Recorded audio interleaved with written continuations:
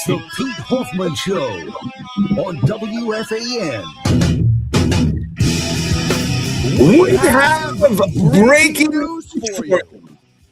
The New York Mets have reached base successfully 4 times in a row. They're leading the Giants 1-0. No outs. This is a breaking news because the Mets offense has been extremely awful for the first 7 games of the season, but we'll get into them in a second. We're going to be talking about them all night as they're playing around versus the Giants. It's Pete Hoffman with you on the fan till 1 a.m. But the New York Yankee fans had themselves another special day. Make sure you have.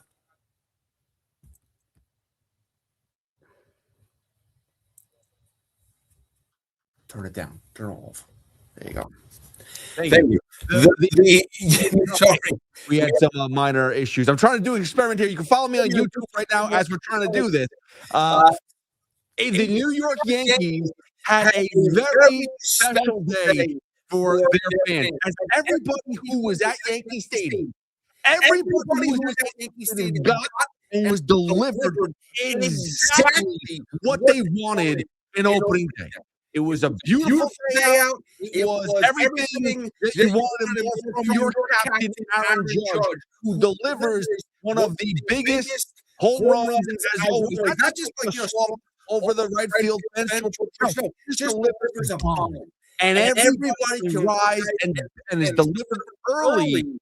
A successful applause and appreciation for the New York Yankees and who they are as a franchise. That's it. Everybody walked away happy. I know you're playing the Marlins. This doesn't make a difference. It's early in the season. It doesn't really make a difference if the record is 6-1, which they are. It doesn't really make much of a difference of anything. The fact that the biggest star on the team delivers immediately, that's what the Yankees are. That's what they do. They always deliver. We could sit there in game 102 and go, the back of the lineup is not hitting as much as we want. The starting rotation has their ups and downs. The bullpen is struggling here and there. Did Brian Cashman make the right trade? It doesn't make a difference at the end of the day. You want to know why? Because Aaron Judge is the New York Yankees. Aaron Judge is the best player in baseball, and that's who you go watch and see during the regular season. That's what you do. You go to watch that man play, and he delivers I swear to God. My kid was at the game. McMonagle was at the game. Marash, everybody. My kid, every time he goes to the game, he goes to see Aaron Judge, and he always hits a home run, it feels like. And that's a big deal. Because you don't want to go through a season, especially on the home opener, you don't want to go through a season and sit there and go, are we going to have a good season? Are we going to, have to go through the ups and downs? You want to go and enjoy yourself and have a good time and have a casual watch. That's what it's about. Obviously, you want to enjoy yourself. You don't sit there and stress out. And the Yankees don't let you stress. They take all that stress out by building the team that is, in my eyes, the best team in the American League and should be the representation come the World Series. They're that good. They ran it back. They ran it back perfectly. Brian Cashman is a freaking genius. I know we joke about the shill that is Chris McMonagle. We ran it back. But why would you not? When you have a guy like Aaron Judge leading the charge, it's easy. And they're only getting better because their best pitcher did not even return yet in Garrett Cole. We are far, far away from Cole returning, and this team is already that good. The bullpen is locked in. Aaron Boone seems to be clicking on every single cylinder whatsoever.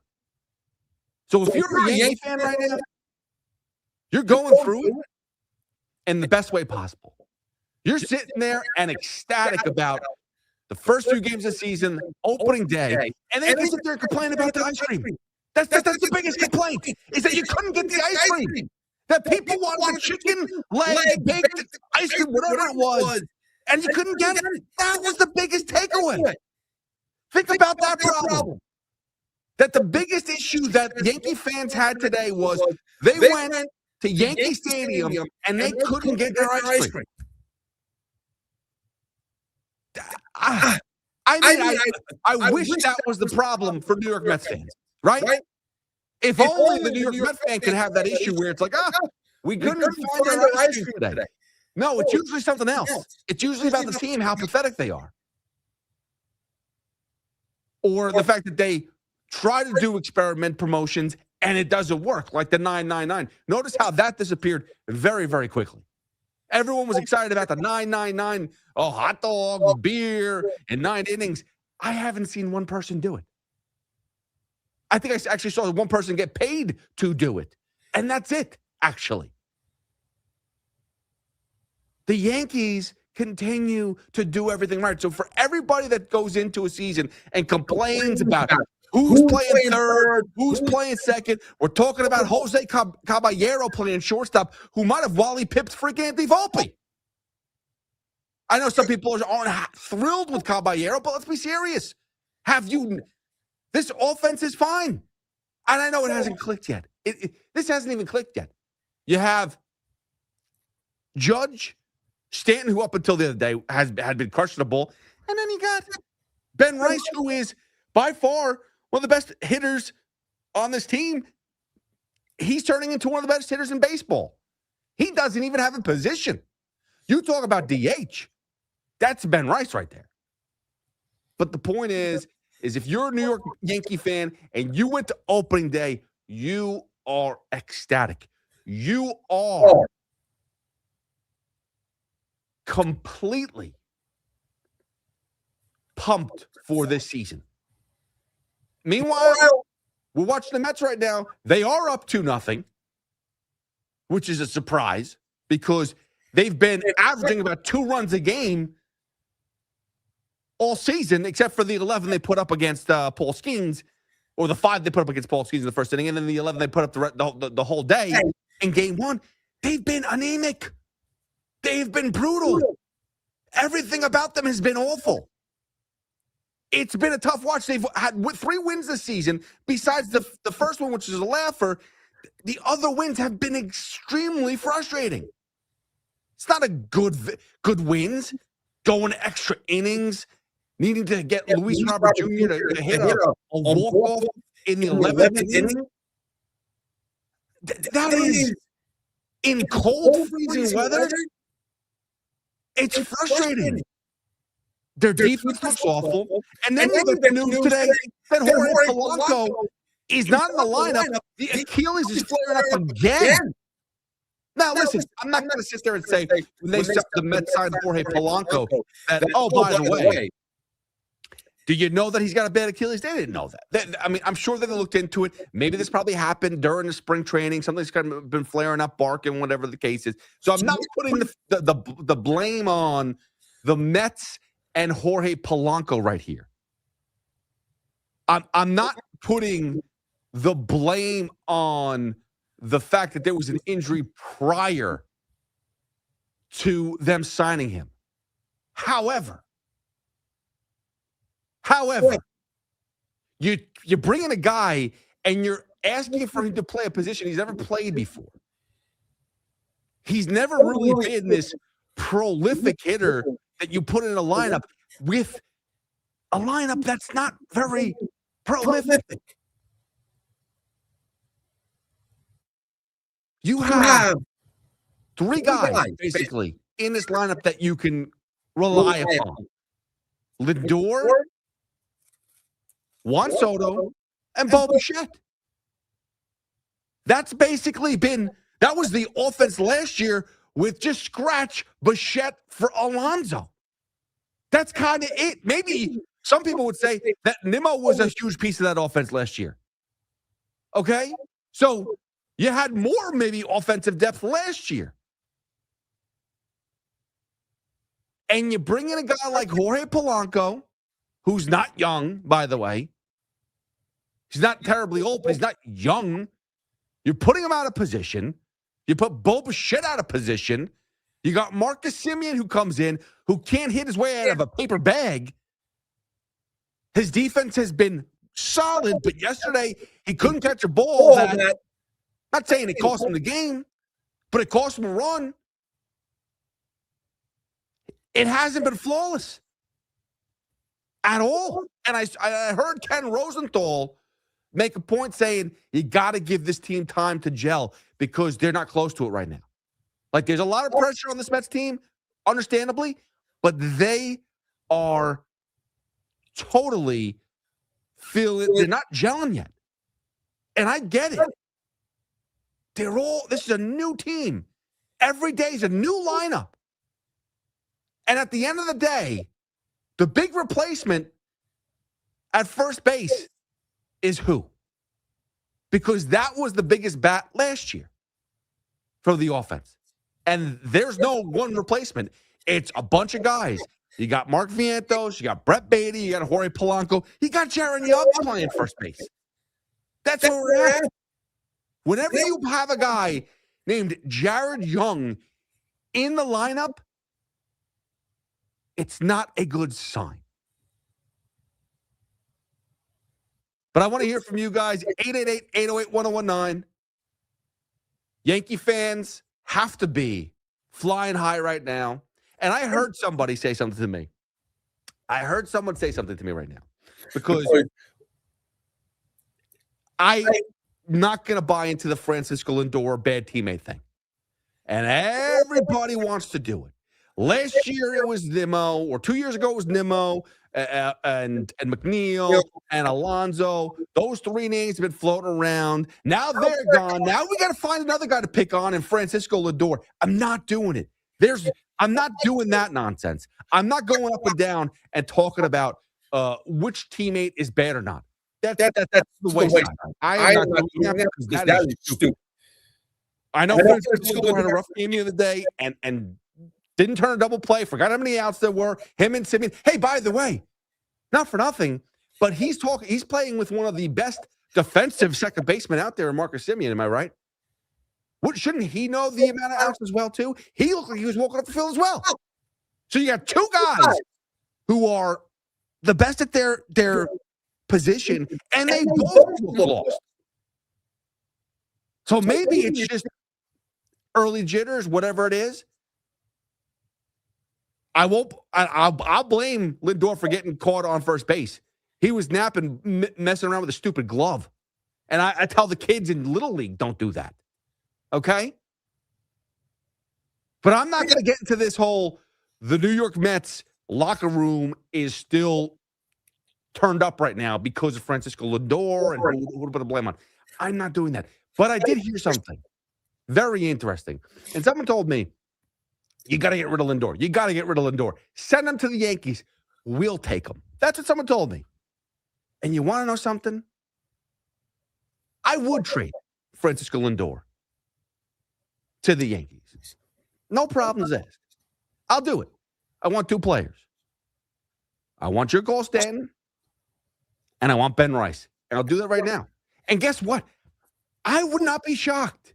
The way that David Stearns, if David Stearns is even here, by the way, I wouldn't even be shocked if Francisco Lindor does not finish his career with the Mets. Because that's just who David Stearns is. This team is going to turn over as often as possible. Because he can't sit still. This is not good. If this experiment fails right here and he has another year to experiment, there's going to be another big turnover next year if we even have a season. But that being said, if you were truly ready to make a trade right now and like, Lindor's got to go, Lindor's going to go, guess what? You know what? Make that trade. I'll trade you Lindor. Send him to the Yankees.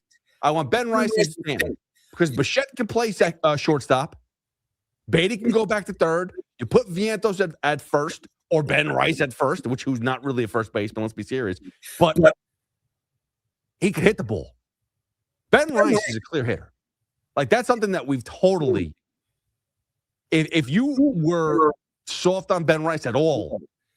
He is by far turned into a phenomenal hitter. Every game, he just looks better and better and better. And his power now is really coming through, too. Every time, and it's big-time home runs. It's late home runs. You know, we go through it. If you ever listen to the Rico Bronya podcast with Evan, we've gone every season. We go through, like, certain home runs. Like Pete Alonso, his significant home runs. Or if Juan Soto, were they significant home runs? Were they bad home runs? We don't give an F home runs? Or were they significant, important home runs? And I got to be honest, Ben Rice, like, every time he hits a home run, it's significant. Now, don't get me wrong, it's padding. It's adding on. But you know what? When it's a 4-2 game or a 3-2 game and you hit a home run, a solo shot, or whatever it is, and you just get another run on the board just like that, in the late innings, you put a final dagger in. That's a huge home run. And that's Ben Rice. Judge sets the tone. Ben Rice delivers. All right. Yankees, Mets, off the block. Let's go. 888-808-1019. Take your phone calls. Let's go. 888-808-1019. Pete Hoffman with you on the fan till 1 a.m. So get on the phones quick. Don't forget to hit me up at WFAN. Let's go to Juan in New Jersey. Juan, what's going on? How you doing, Pete? How's everything going? I'm good. What's up, man? Yeah, I was just listening to your radio. Great content. I want to say, not me, but my wife, she's a Met fan, and I'm really sorry for them. They keep picking up experiments that the Yankees that we had, like Luke Weaver. Unfortunately, he had just a great postseason 1 year. He's good. Don't tell me no, but they just keep like recycling all these players that they're just experiment that just didn't work with the Yankees. So if they're trying to have a good season, if you're gonna gamble with some I don't know, gamble with something different that hasn't failed. You know, but the reason why the Mets have been losing. I believe Beaver is just an example of the culture that they have. Well, what's the culture right now? I don't. This team is so upside down. I don't know what type of culture they have. This is not a. I mean, you could say that. Well, Marcus Semien and Bo Bichette have been on teams that have gone, deep in the playoffs. But like, what's the winning pedigree? Juan Soto won a World Series with the Nationals when he was 19 years old. That's the winning pedigree. I mean, give me all the winners that are on this Mets team. Freddie Peralta, they brought in Freddie Peralta. He never won with the Brewers. Devin Williams never won with the Brewers. Luke Weaver never won with the Yankees either, by the way. So what I don't know the culture of this team. I have no idea. That's precisely what I'm going. They've been hitting good targets, but they are failing on others. If they want it, they need to build something that can last. I don't want to say that they get rid of Pete Alonso because I was not there. I don't know what kind of offer happened. I don't know what happened. But they need to have a guy that has been there for some time to build, like a fan base inside. And the Pete Alonso thing is long gone now. And listen, he's having success in Baltimore, and I'm happy for him. I know that people probably are not rooting for him, but I'm rooting for him actively because I think he was a mainstay of this team, and he was someone who should have been here and been a part of this. Not someone that needed to be pushed out. But that's besides the point. It's not about Pete Alonso anymore. We've moved on. We have the pieces that are here. The pieces that are here are not very good at the moment. And is this because they're just still trying to gel? They're still individually good players, right? Because that's the point of it. Like, I think that Bo Bichette I think Bo Bichette is going to hit. I'm not concerned about him hitting. I'm concerned about him throwing the ball across the diamond. I'm concerned that who's ever playing first base is not going to be able to dig it out. I have those concerns. Those are my issues because all I was told upon was we need to go and get defense first. Defense has got to be a mainstay. And guess what? The guy in center field that was supposed to, basically we knew this 2 years ago when David Stearns came over that Louis Robert Jr. was going to be a New York Met. We knew that. I mean, he has a love of fascination with him. The guy, I know he's made some plays, but there's been other plays where he doesn't read the ball well. And his offense is still, I know he hit a home run early on, but that's it. That's just going to happen once. That's just gonna happen once, and I believe they need some time, to like get to know each other better because I don't know, like that weird handshake between Soto and Lindor. I don't think that was a big thing. It's all about I don't think that was a big thing, but I see people walking in with their heads down, and I'm like, I don't know, I don't feel like that joy. There needs to be like some speakers in that dugout, or I don't know, something needs to change. Well, you said it, and I agree. There's talent, but it's not clicking. There's talent, one, and I thank you so much for the phone call. There's talent, and then there's there's pieces that are forced in, like square pieces forced into a round peg. Is that what it is? Round circle. You're trying to fit a square peg in a round hole. That's what I said. Thank you for just doubling down.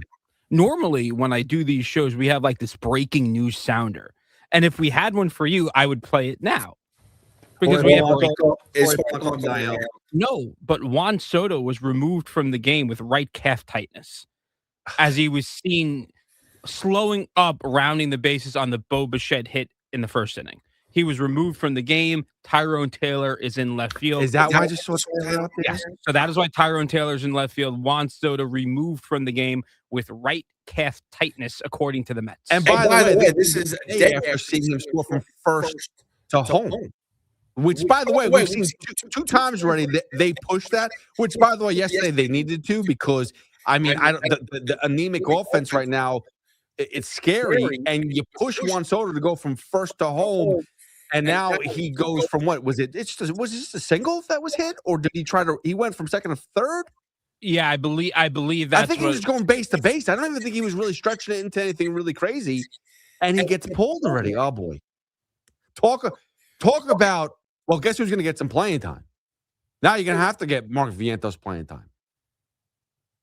Now you're going to have to. If Polanco's out, if Polanco's going to be missing time with his Achilles, if Juan Soto misses any time whatsoever, Jared Young and Mark Vientos, come on down. This was, I believe, on the Bo Bichette base hit, running from first to third. He pulled up between second and third, slowed down. Clearly, you can tell he tweaked something. So I think, listen, let's hope it's precautionary. But I mean, precautionary in the first inning, in the eighth game of the season. Not for nothing. When you pull somebody out for precautionary at this stage in early in the season, that means he's hurt. I'm sorry. That means to me, and I know I'm jumping the gun here, but you pull him that quick. That's not just let's take you off your feet for now. We'll get back at it tomorrow. Don't worry about it. This is he's probably feeling some real pain. Oh, sure. And this is going to be an issue. But you're also he's missing tomorrow, and who knows what else. You're also protecting your asset, and that's a factor. You're protecting. Yeah, but dude, we're 8 games into the season.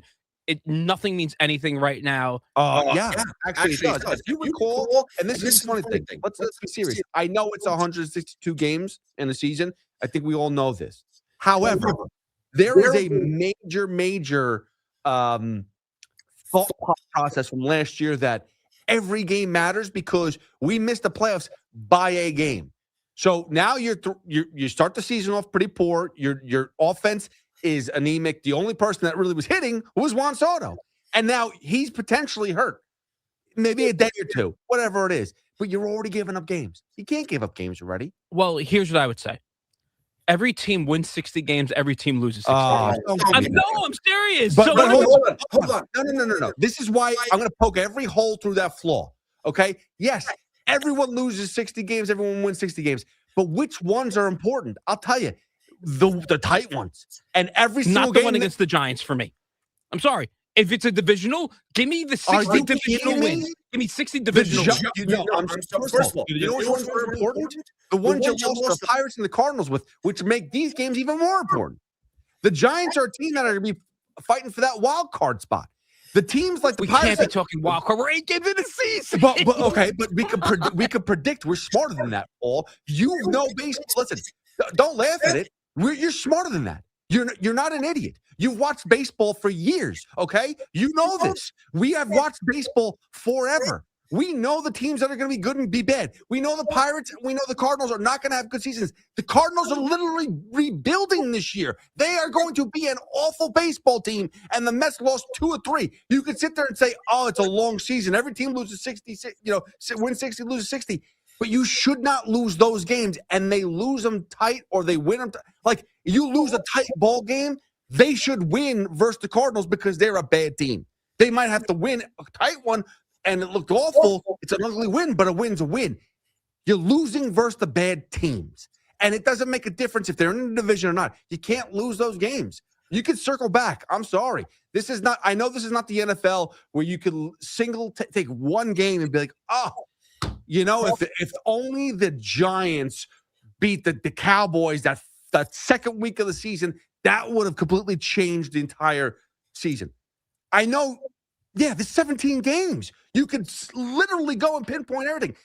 Baseball is harder, but if you follow the game and you follow every game, which I do, you can pinpoint it too. Don't be silly like that. I'm not being so. One, thank you for that wonderful compliment that I'm saying I'm not stupid. I appreciate that. Yeah, you know you're not stupid. Yeah, I know you're playing it, but I'm not. But I'm sorry. We're 8 games into the season. I cannot be thinking about wild card and like must-win games. I can't do it. I can't. It's too long. It's too. But that philosophy is why the Mets tend to lose because there's not pressure on. Because they try to take the pressure off. Don't worry about it. We'll get it tomorrow. Well, guess what? When you keep on saying that, the next time tomorrow comes around, you're going to miss the playoffs. So let's not be silly here. Let's not. I know it's a long season, but you still got to win the games now. You can't go and have. We've watched them. I know in 2024 they had a rough start to the season, and they had a magical path to the NLCS. It was beautiful. But not every season is like that. Those are the lucky ones. 888-808-1019. Let's get back to these phone calls. Phil and Sheepshead Bay. So basically, by the way, if you missed that conversation, Phil, hold on 1 second. But if you hold on, Phil, put you on hold because you don't want to. You're competing with me. Breaking news. If you didn't hear this, Juan Soto was pulled from the Mets game, and precaution for hamstring. As he was rounding the base, going from first to third, he tweaked something or pulled up a little lame or whatever.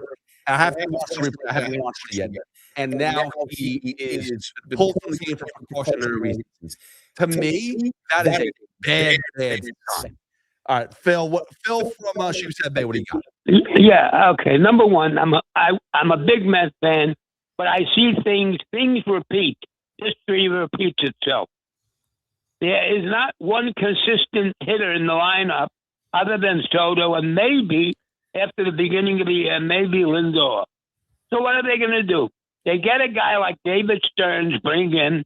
He got rid of power hitters. Who are you going to replace them with? They're not looking for power hitters. They're looking for contact hitters. The thing is, Bill, is that the contact hitters aren't making contact. And when they are, they're making terrible contact. Well, I was about to say, they're not putting the ball in play. You don't put the ball in play. You don't score runs. The pressure on the pitcher adds up. And how many games do you think you're going to win? 2-1 or 3-2? They can't even win those games. Right. So once in a blue moon, they'll score 6 runs. Yeah. I agree, Phil. And that's what I've always said about this team is I go, you can't keep on winning these tight games. You're killing the bullpen right away. Like, you know how Sean Manaea was in yesterday? In a not tight game. It was going to get blown up anyway. It was 5-2, but in this world, that's very tight. You know, that's a blowout to me because I don't think the Mets can have enough offense right now. But that being said, you bring in Manaea in that point in time, you're basically throwing the game away because Manaea's not pitching well right now. He's just not. Then you look at like the rest of the bullpen. You have a lot of studs out there that you're trying to only save for important situation, but it feels like every game that you're trying to win is so tight that every game has an important situation. So you're gonna burn out your pitching, your bullpen already. And I understand that that's going to happen through a season no matter what, but it's like when you have a team that's just not that well put together, and I'm still unsure of if this is a well put together team. I truly am. If you're one of the, and I'm gonna say it like it is. I am not a Met shill. I am the one that is not a shill. I look at this Met team and I try to evaluate them every year in as real and honest way as possible. Some people say I'm a pessimist, but that's because I put the Mets on a bigger standard now. This is not the Wilpon Mets. This is not the Sandy Alderson Mets. This is the Steve Cohen era. Okay? We should have higher expectations. And I'm sorry. My expectations were not met this offseason. And it's so far 7 or 8 games in. I don't want to say I'm right, but I'm right. I hate to say it, but I'm going to say it. I'm right. 888-808-1019. We'll take a quick break. Joe, Mike, we'll get to you guys. Obviously, if you did not hear, you will now. And it's going to be a big conversation until we find out more details on it. Juan Soto has been pulled from today's game with the Mets versus the Giants in the first inning after rounding the bases, going from first to third, came up lame and got pulled for precautionary reasons with the hamstring. However, right calf tightness, that's what it is. Right calf tightness. However, by the way, isn't the calf like the gift to the Achilles? What's going on here? I don't want to jump into anything at all either. But let's be serious here. This precautionary smells very bad.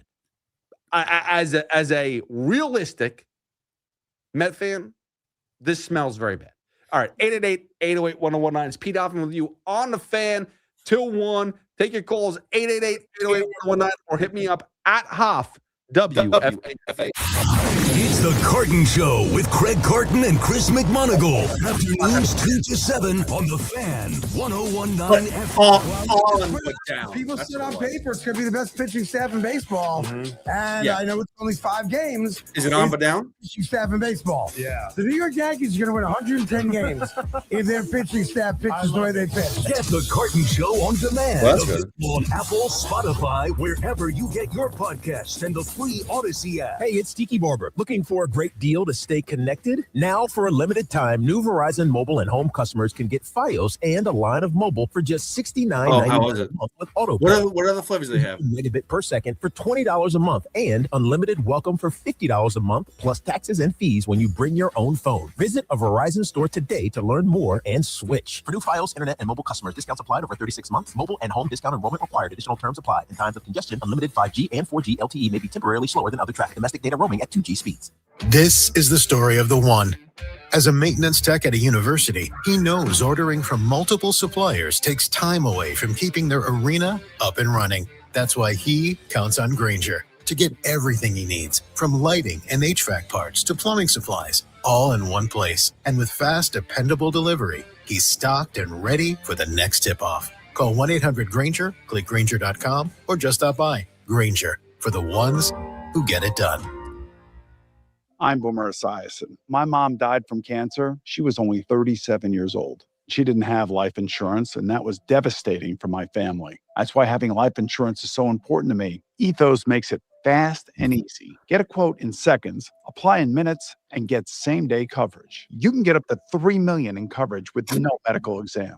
Get your free quote at ethos.com/play. That's ethos.com/play. Paid spokesperson. Time spent on application may vary. Online health questions required. Long Island is more exciting than ever at Jake's 58 Casino Hotel. We're rocking open spring with our $55,000 explosion draw. Earn entries all month long. And with 4 to 6 p.m. when 2 winners will be drawn every hour to win cash prizes ranging from $2,500 to $10,000. At 7 p.m., one winner will be drawn to match the grand prize of $20,000 at Jake's 58 Casino Hotel. If gambling is a problem, It's Al afterwards, right? Hope NY or text Hope NY. Indeed presents hires you can't afford to get wrong, like a staff accountant at the height of tax season. Congrats. Looks like the company owes, $50 in taxes. How about that? That seems low. Why only 50? Why do you care so much? It's not your money. This is your time for sponsored jobs. This is what happens when you don't sponsor your job on Indeed. Next time, get matched with quality candidates with Indeed sponsored jobs. Visit Indeed.com/hire now and sponsor your job today. I need a little range. There's a new flavor in town, the Jalapeno Ranch Club at Chick-fil-A, with that juicy Chick-fil-A original spicy or grilled chicken, a buttermilk ranch bun, candied bacon, pepper jack cheese, and jalapeno ranch sauce. It's got big ranch vibes with a little heat.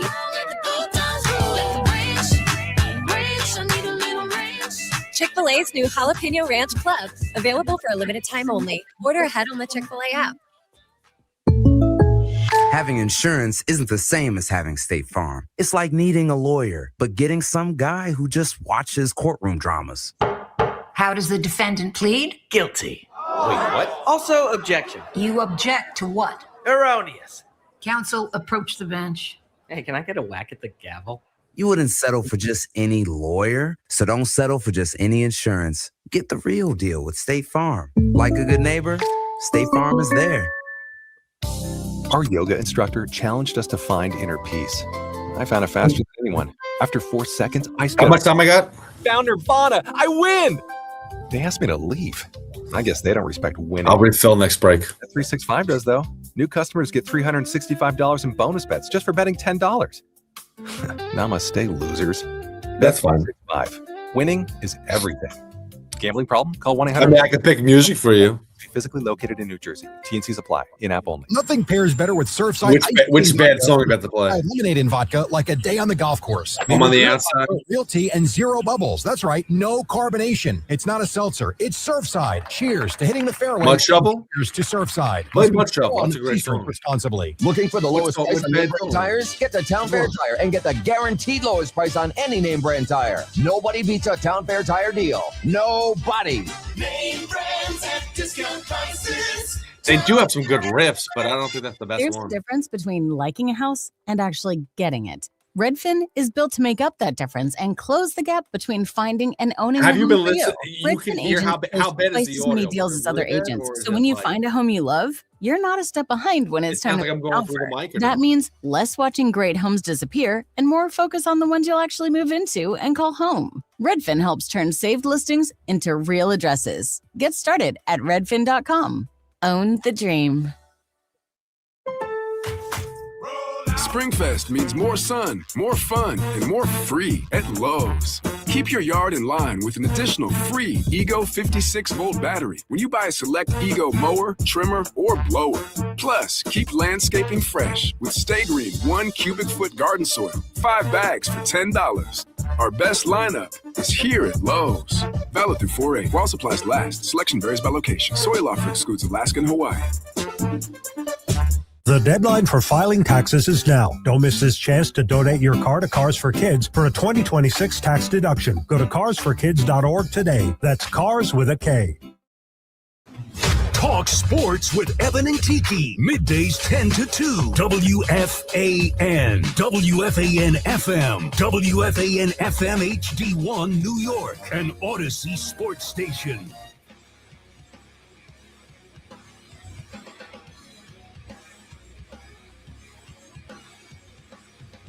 (888-808-1019). If you didn't know, now you know. Juan Soto was pulled, and I looked at the play.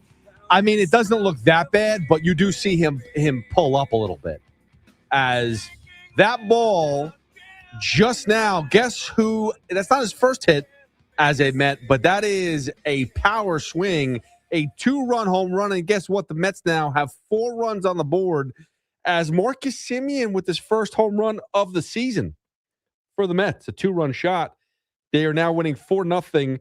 Mal on the rubber for the Giants, and Mets scored 2 quick runs. Mark Vientos, by the way, the bat is the only hot one out there besides Juan Soto. So they're gonna have to keep on playing him, especially now with Juan Soto potentially out. If he is going to miss any time at all, listen, he ran from first to third. You can go on social media, you can go on X right now and go check it out. You'll be able to see the slow up from Juan Soto going from first to third. He kind of holds up as he's going to third, and it's nothing egregious. You don't see right there. That's where it was. It's not like him all of a sudden like running and sprinting, and all of a sudden like he starts to limp. He just kind of holds himself up as he gets into third base. But that's, I guess, where he potentially hurt it, and they pull him from there. And look at that. No, it's not back to back because there was an out in between. But Francisco Alvarez now with the solo home run. I guess what? You know what? The Mets offense is alive and well. 5 runs. There we go, baby. And the Mets are back. Everyone's right in the world. Again, I am not you can't be unhappy with the production. The Juan Soto thing is scary though. Because if Juan Soto is going to be out, now the bats have to come alive. This is the only time that you need now other people to step up. So I'm happy to see it. Maybe that's what it took for someone to wake up and say, hey, you know what? Somebody else needs to hit besides Juan Soto. Juan Soto may be hurt. Please start hitting home runs. Please start showing power. Because that's the other thing. The power was like, where's it going to come from? Well, now Marcus Semien hits a 2-run home run, and Francisco Alvarez hits a solo shot. The Mets are up 5-0. But again, Juan Soto pulls up, going from first to third. His right calf tightness is what he was pulled it from the game from. It is precautionary, as they say.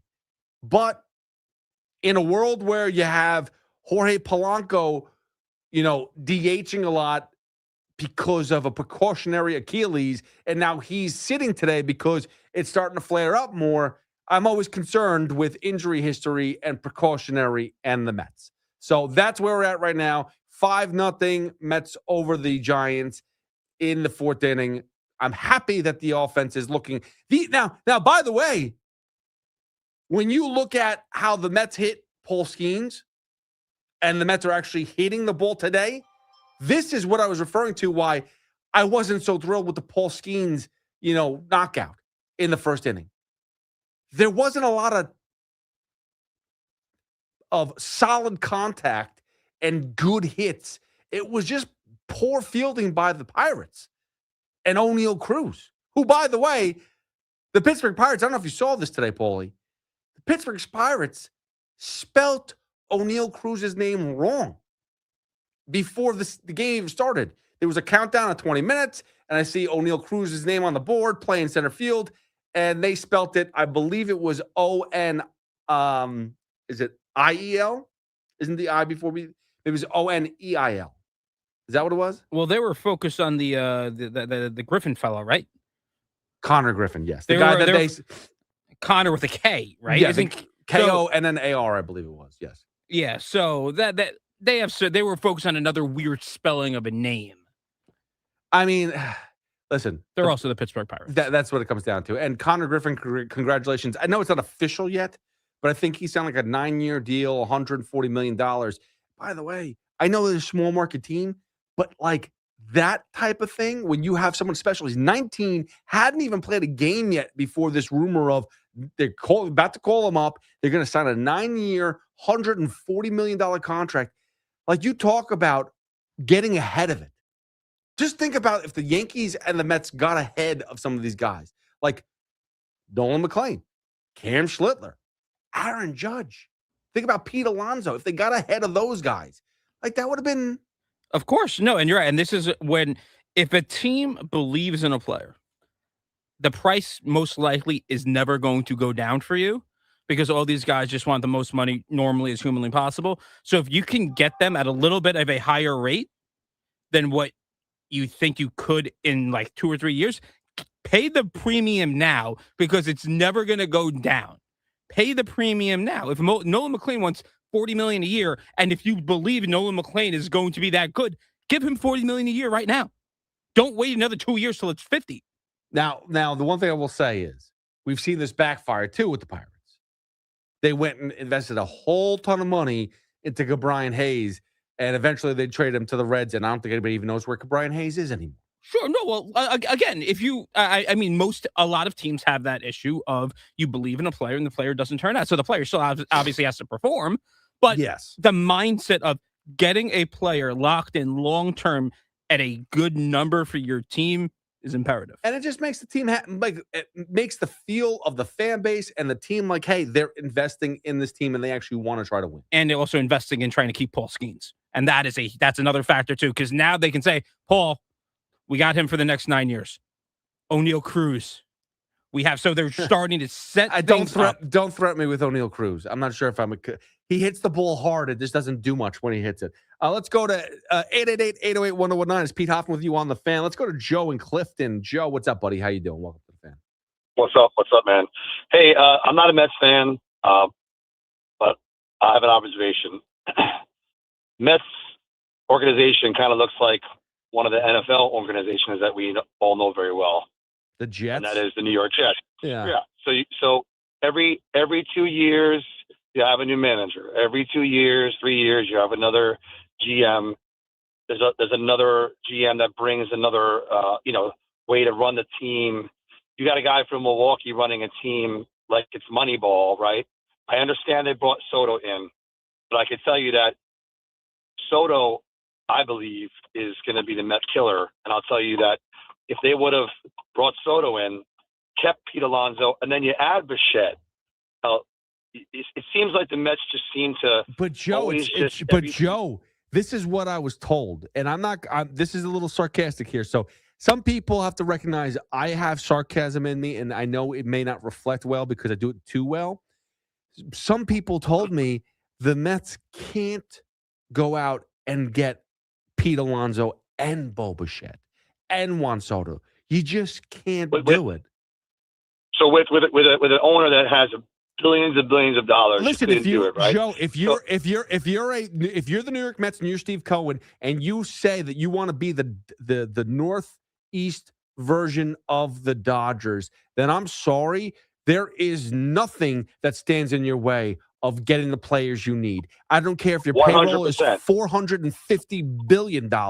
You go, well, he doesn't have that money. But if it's $450 million, you go and do it. I don't care. And I'm going to tell you this observation. I'm a Yankee fan. Juan Soto, I know he won a World Series when he was 19, but he had 10 other players on the team that were amazing players, right? This guy is not the leader that the Mets needed to bring him into the new era of wherever they want to take the team. I don't believe he's the guy. I don't believe he's a leader. I believe he's there. He's gonna be there. He's gonna do well. He's gonna hit home runs. He's gonna have a good average. He's gonna put up his numbers. But in a couple numbers. Years, this guy's gonna break down, and you're gonna have a $700 and $800 million player that is not the cornerstone. Listen, he's not gonna be judged. I think of when I was growing up, Piazza, you had the same manager, Valentine, for a bunch of years. You had a bunch of years of Piazza. You had great players around them. The Mets just don't. They are the Jets. They just every few years they have somebody new with some other new philosophy. And look at the Yankees. I know we all hated Cashman, but let me tell you something. He's been there for 30 years. I know we hated Boone, but he's been there for how long he's been there, and they just consistently win. And I believe that's the reason why the teams do win is they stick with people and they build a culture and it continues. They're not looking for the next fad or the next person who could bring something to the table that, let's be a Moneyball team. Let's be this kind of team. They find their roots and they stick with it and they go, whether they win or lose, the Yankees lost to the Dodgers, they stick with it and they build and they continue. The Mets are just like the Jets. They're never going to win with Soto. That's just my opinion. Well, that's what I believe. I appreciate it, Joe, and thank you very much. And I hope you're dead wrong. I do. I hope you are dead wrong that the Mets can't win with Juan Soto and I'm not saying that we're stuck with him because that's the wrong choice of words. And I don't even know if we're going to be stuck with him because there's always that possibility in 4 years from now that he opts out of his contract and David Stearns, if he's still around, says, you know what? Go do your thing. Go try to make more money. That's always a possibility, especially with David Stearns, just being who he is. The one thing I will say, though, about the Yankees and Brian Cashman, yes, they've built a culture. They built here's the thing that people miss about the Brian Cashman-led Yankees, because they always complain about all the moves he makes, and there always is something that's wrong with what he does. He's trying to bring up prospects. They don't always work out. And that's a thing in baseball. Again, we just talked about the Pirates signing Connor Griffin. The kid's 19 years old. The last couple guys that they've signed over the years, and they've invested money in, they didn't work out. Again, O'Neal Cruz, not O'Neal Cruz. I don't know if they put any substantial amount of money behind him. I forgot. But Brian Hayes. They put a substantial amount of money behind him, and he did nothing. He was a waste of time, and they ended up trading him to Cincinnati.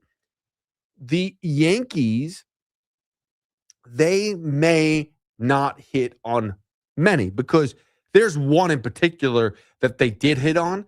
They may not hit on many offensive players. They hit on Aaron Judge. The one thing they do hit on is starting pitching. And everyone always sits there and forgets that. Everyone talks about Brian Cashman and how he can't develop players and how he's this team is not good at developing this, that, the other thing. You know why? What? If you can just continue to build that farm system and keep on churning out pitching and hit on one or two every few years, Luis Heel, Luis Severino, Cam Schlittler, Clark Schmidt, you go through the laundry list of players that they've hit on. I mean, Michael King, if he was still here, would be a star player on this team, a star pitcher on this team. They continue to churn out the pitching. That's not the problem at all. And what Brian Cashman does extremely well is they are great at developing pitching. And the easy fix is rather than wait on position players to work out like an Anthony Volpe or Gleyber Torres or certain guys, some guys you maybe once a year you could sit and all right, cross our fingers this works out. Jason Dominguez, for example. Last year they really hoped Jason Dominguez was going to work out. It didn't. Where is he right now? Not on this team. Okay? Think about that. Where is Jason Dominguez? Not on this team. He made last year's roster. He's not here now. Why? Because they have better guys. And they've invested in those guys to be here. I remember everyone hating the fact that Trent Grisham was signed to or signed the qualifying offer. How can you offer that? How could you offer the qualifying offer to Trent Grisham? Well, not for nothing. Trent Grisham is a good defender, and playing every day, he actually can produce. You put him with that lineup, you have, I'm not going to sit here and wax poetic every day on how good the lineup is, but, they actually have offensive gifts on this team, on the Yankees. Do you invest the money in Cody Bellinger? Whether or not they're going to re-sign Jazz, we'll figure that one out. But let him go and have a monster walk year. And if it doesn't work out, maybe Anthony Volpe's your shortstop, moves to second base, and then maybe George Lombard gets called up to play shortstop. Like they did with Gleyber Torres. Little switcheroo. There's options. The way that Brian Cashman puts together this team is you don't have to rely on all the ifs every year. I'll just go pay for what I know. What I know is Cody Bellinger is a player. What I know is Trent Grisham, when you play him 140 games, is going to be good. What I know is Ben Rice, maybe he's not the best first baseman, but he can mash the ball. What I know is Aaron Judge is a legend. That's what I know. I know that I could pay for the offense. The pitching, I got that locked and loaded. And by the way, you double stamp that with, I got my prospects, I got my young kids, and I'm not scared to go and overpay for the starting pitching too. Cashman's amazing. So anybody that sits there and knocks him, I just don't get it. All right, 888-808-1019. Mike is in Brooklyn. Mike, what's going on? Welcome to the Fan. Petey boy, thanks for taking my call, bud. What's up, Mikey? How we doing? Listen, I'm sitting here with a friend who wants to say hello. Petey, it's Paulie from Yonkers. How are you tonight? Hello, hi. You're so right. Guess what? Yeah, Pete, you're so right. I can't. Everybody doesn't realize they're a AAA team. They're all triple. They're not even a minor league team. They're a little league team. Mike, I think little Anthony could be on this team. when I have Paul calling me and telling me how right I am, I worry for a second. Yeah, you know something's going wrong. Yeah, it's not the greatest. It's so funny though. A couple things, and when you're sitting on hold, sometimes it's like you get a lot of different. You hear a lot of different things. It brings up points in your mind. So, like I was just talking to you about the whole Soto thing. I told you I wasn't a big get Soto guy, and I did love Alonso too. But we knew that they were going to get rid of Alonso. But last year, in your honest opinion, if the Mets got Fried and Bellinger, would they be a better team and made the playoffs over Soto last year? Yeah, because they needed pitching. Exactly. Right. So, and even this year, right? And then you still have Fried, and Fried is a bona fide ace. Peralta to me is not a bona fide ace. It could McLean, yes, but again, to me, 2 years. And I did like what he was saying about lock up a guy like McLean now. Even if if he doesn't become a full blown ace, we think he might be as good as he's going to be, but at least you still have a quality 2 pitcher, you know what I mean? That's locked up, and you could probably get him for a lot cheaper. Like, look at what the A's do. Look at what the Braves do. They do this with all these young guys. So they do. It's crazy. I mean, listen. And one thing, go for it. Sorry. One thing I do want to tell you. Look at what it could. Would nobody really like? I know you and I spoke about it before, but nobody really says this. You know how many games Polanco's missed this year? 2. You know how many games Alonso missed in the last 2 years? 0. Yeah. He played 162 games 2 years in a row. Yeah. So there's something to be said for being on the field every day. But Pete, always love talking to you. Love the time, and we'll talk later, right? Definitely, Mike. Enjoy the weekend. I appreciate it. 888-808-1019 again. And if you missed it so far, and for people that are saying that Juan Soto is the cause of the Mets' demise, there's no one cause.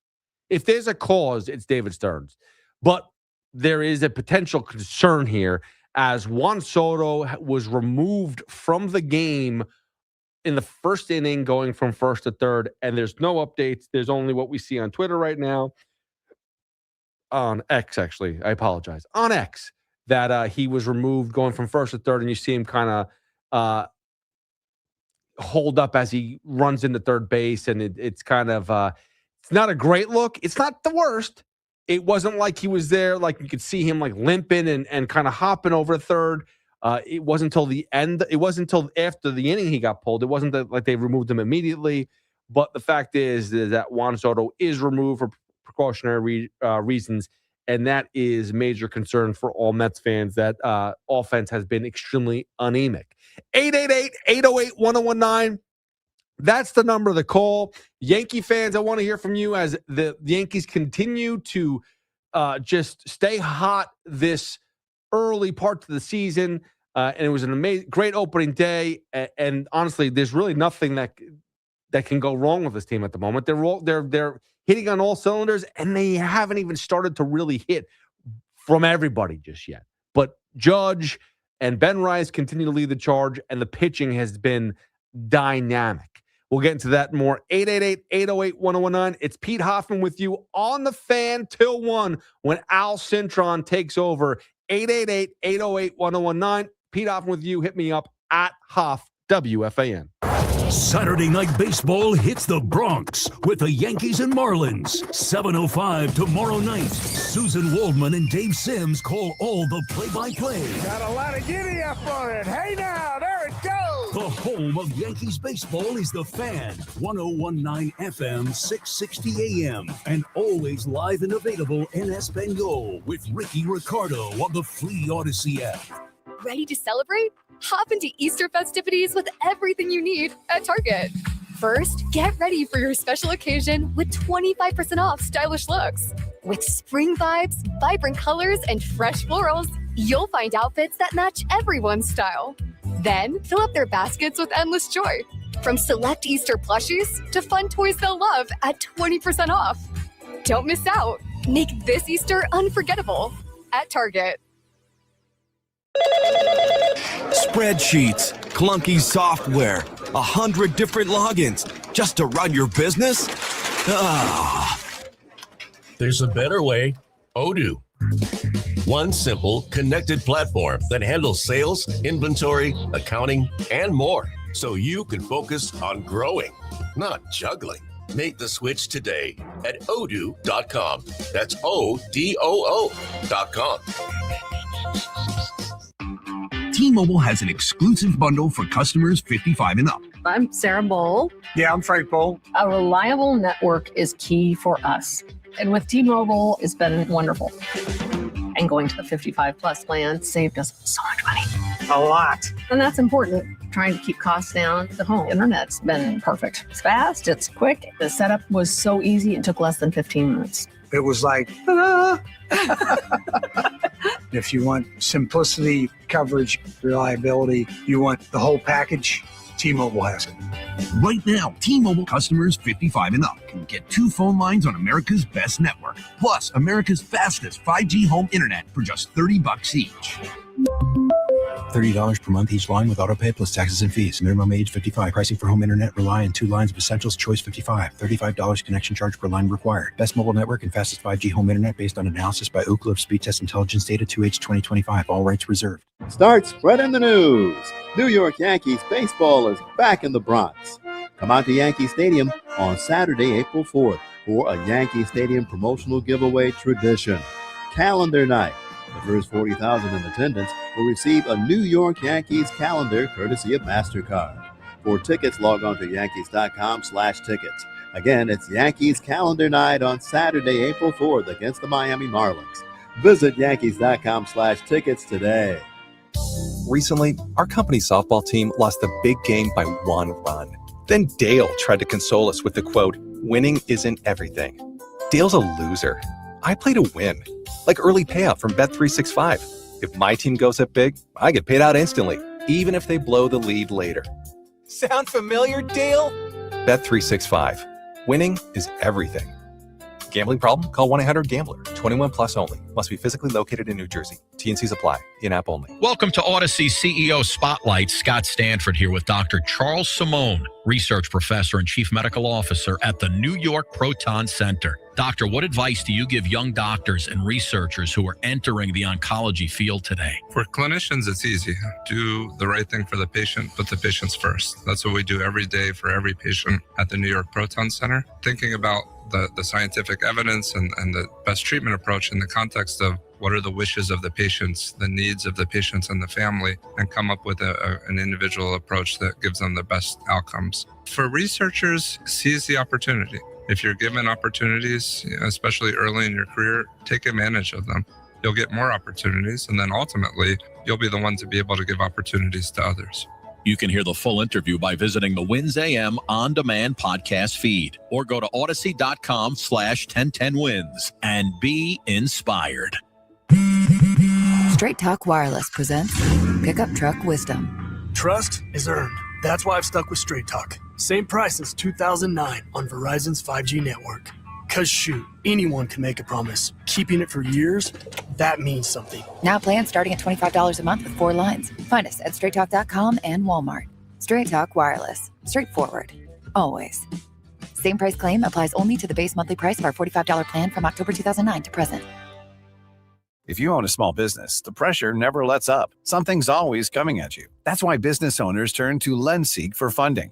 I don't need promises. I need options. LendSeek's AI platform showed me real funding choices. Now I can cover payroll, handle taxes, and go after growth opportunities without the daily stress. Up to $5 million with funding in as fast as 24 hours. No upfront costs. No prepayment penalties. Start ready, stay ready. LendSeek.com. LENDSEEK.com.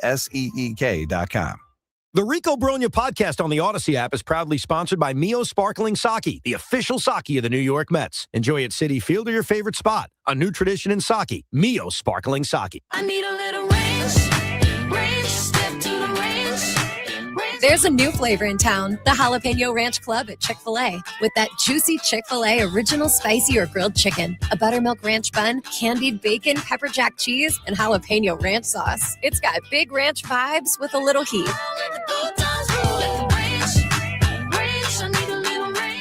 Chick-fil-A's new Jalapeno Ranch Club, available for a limited time only. Order ahead on the Chick-fil-A app. Having insurance isn't the same as having State Farm. It's like needing a lawyer, but getting some guy who just watches courtroom dramas. How does the defendant plead? Guilty. Wait, what? Also, objection. You object to what? Erroneous. Counsel, approach the bench. Hey, can I get a whack at the gavel? You wouldn't settle for just any lawyer, so don't settle for just any insurance. Get the real deal with State Farm. Like a good neighbor, State Farm is there. No matter the season, New York sports never stop. Yankees, Mets, Giants, Jets. If it's happening, we're talking about it. The Fan, 101.9 FM, and always streaming on the Odyssey, iHeartRadio, and TuneIn apps.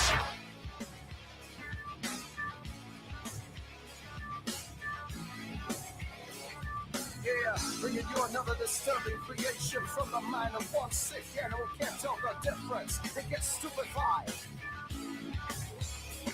And I've been waiting my whole life for just one.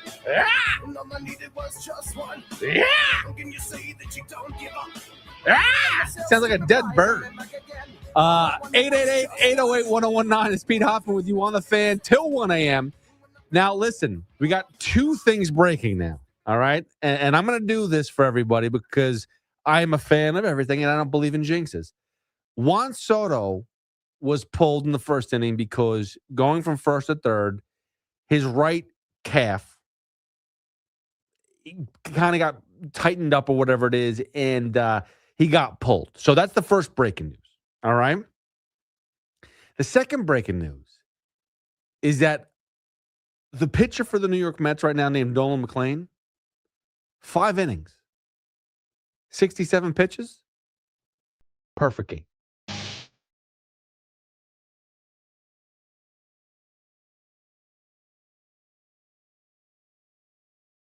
Well done, Paul. Well done. Dude, if Mr. Perfect stays Mr. Perfect, he's Mr. Perfect, as they say in the trade. Kurt Hennig, wonderful, passed away obviously many years ago. Yeah, it's not like that died yesterday. We could talk about him. Yes, he died a long time ago. I just want to make it clear that Mr. Perfect Kurt Hennig died. That's all. A long time ago. Yes, but this Mr. Perfect, dude, if McLean pitches a no-hitter today and gets a perfect game, he will be the new Mr. Perfect. He will be Mr. Perfect forever. Yeah. Just saying. Well, yeah. We're going to coin that. Yeah, that's what's going to happen. Pitch a perfect game. Yes, you're perfect forever. Now, the problem is, though, the first thing that Paul said in my ear is 67 pitches. He's never going to he's going to get pulled before he even gives the hit, which is probably true, which is, I would say at this point in time, would deflate the season.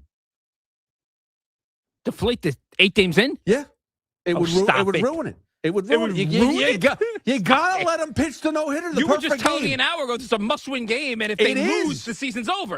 If you pull them, and there's a possibility they lose this game. I don't want to go to the bullpen this early. I know. No, but in all seriousness, again, hijinks here.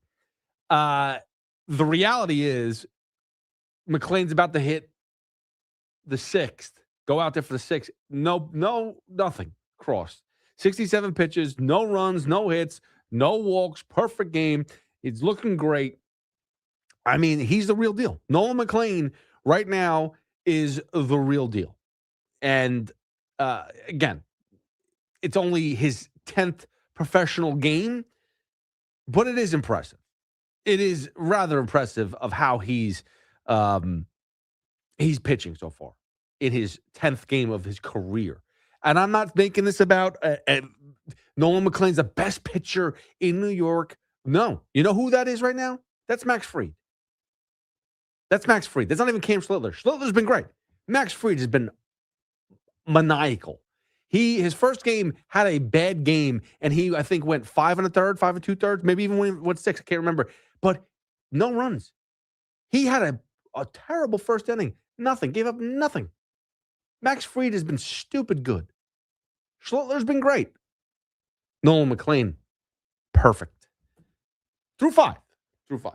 888-808-1019. Let's get back to these phone calls. Again, it's Pete Hoffman. I'm only with you till 1 a.m. this morning, and then Al Cintron takes over. You can listen. There's a lot of different ways you can catch me right now. We have YouTube. We have the Odyssey app. We have X. Put myself on X right now. We're live streaming X a little bit. How about that? I feel good about that. I don't know why, but I am. I saw Marash get into a fight with somebody about the premium on X, but you want to know something? I made the plunge, dude.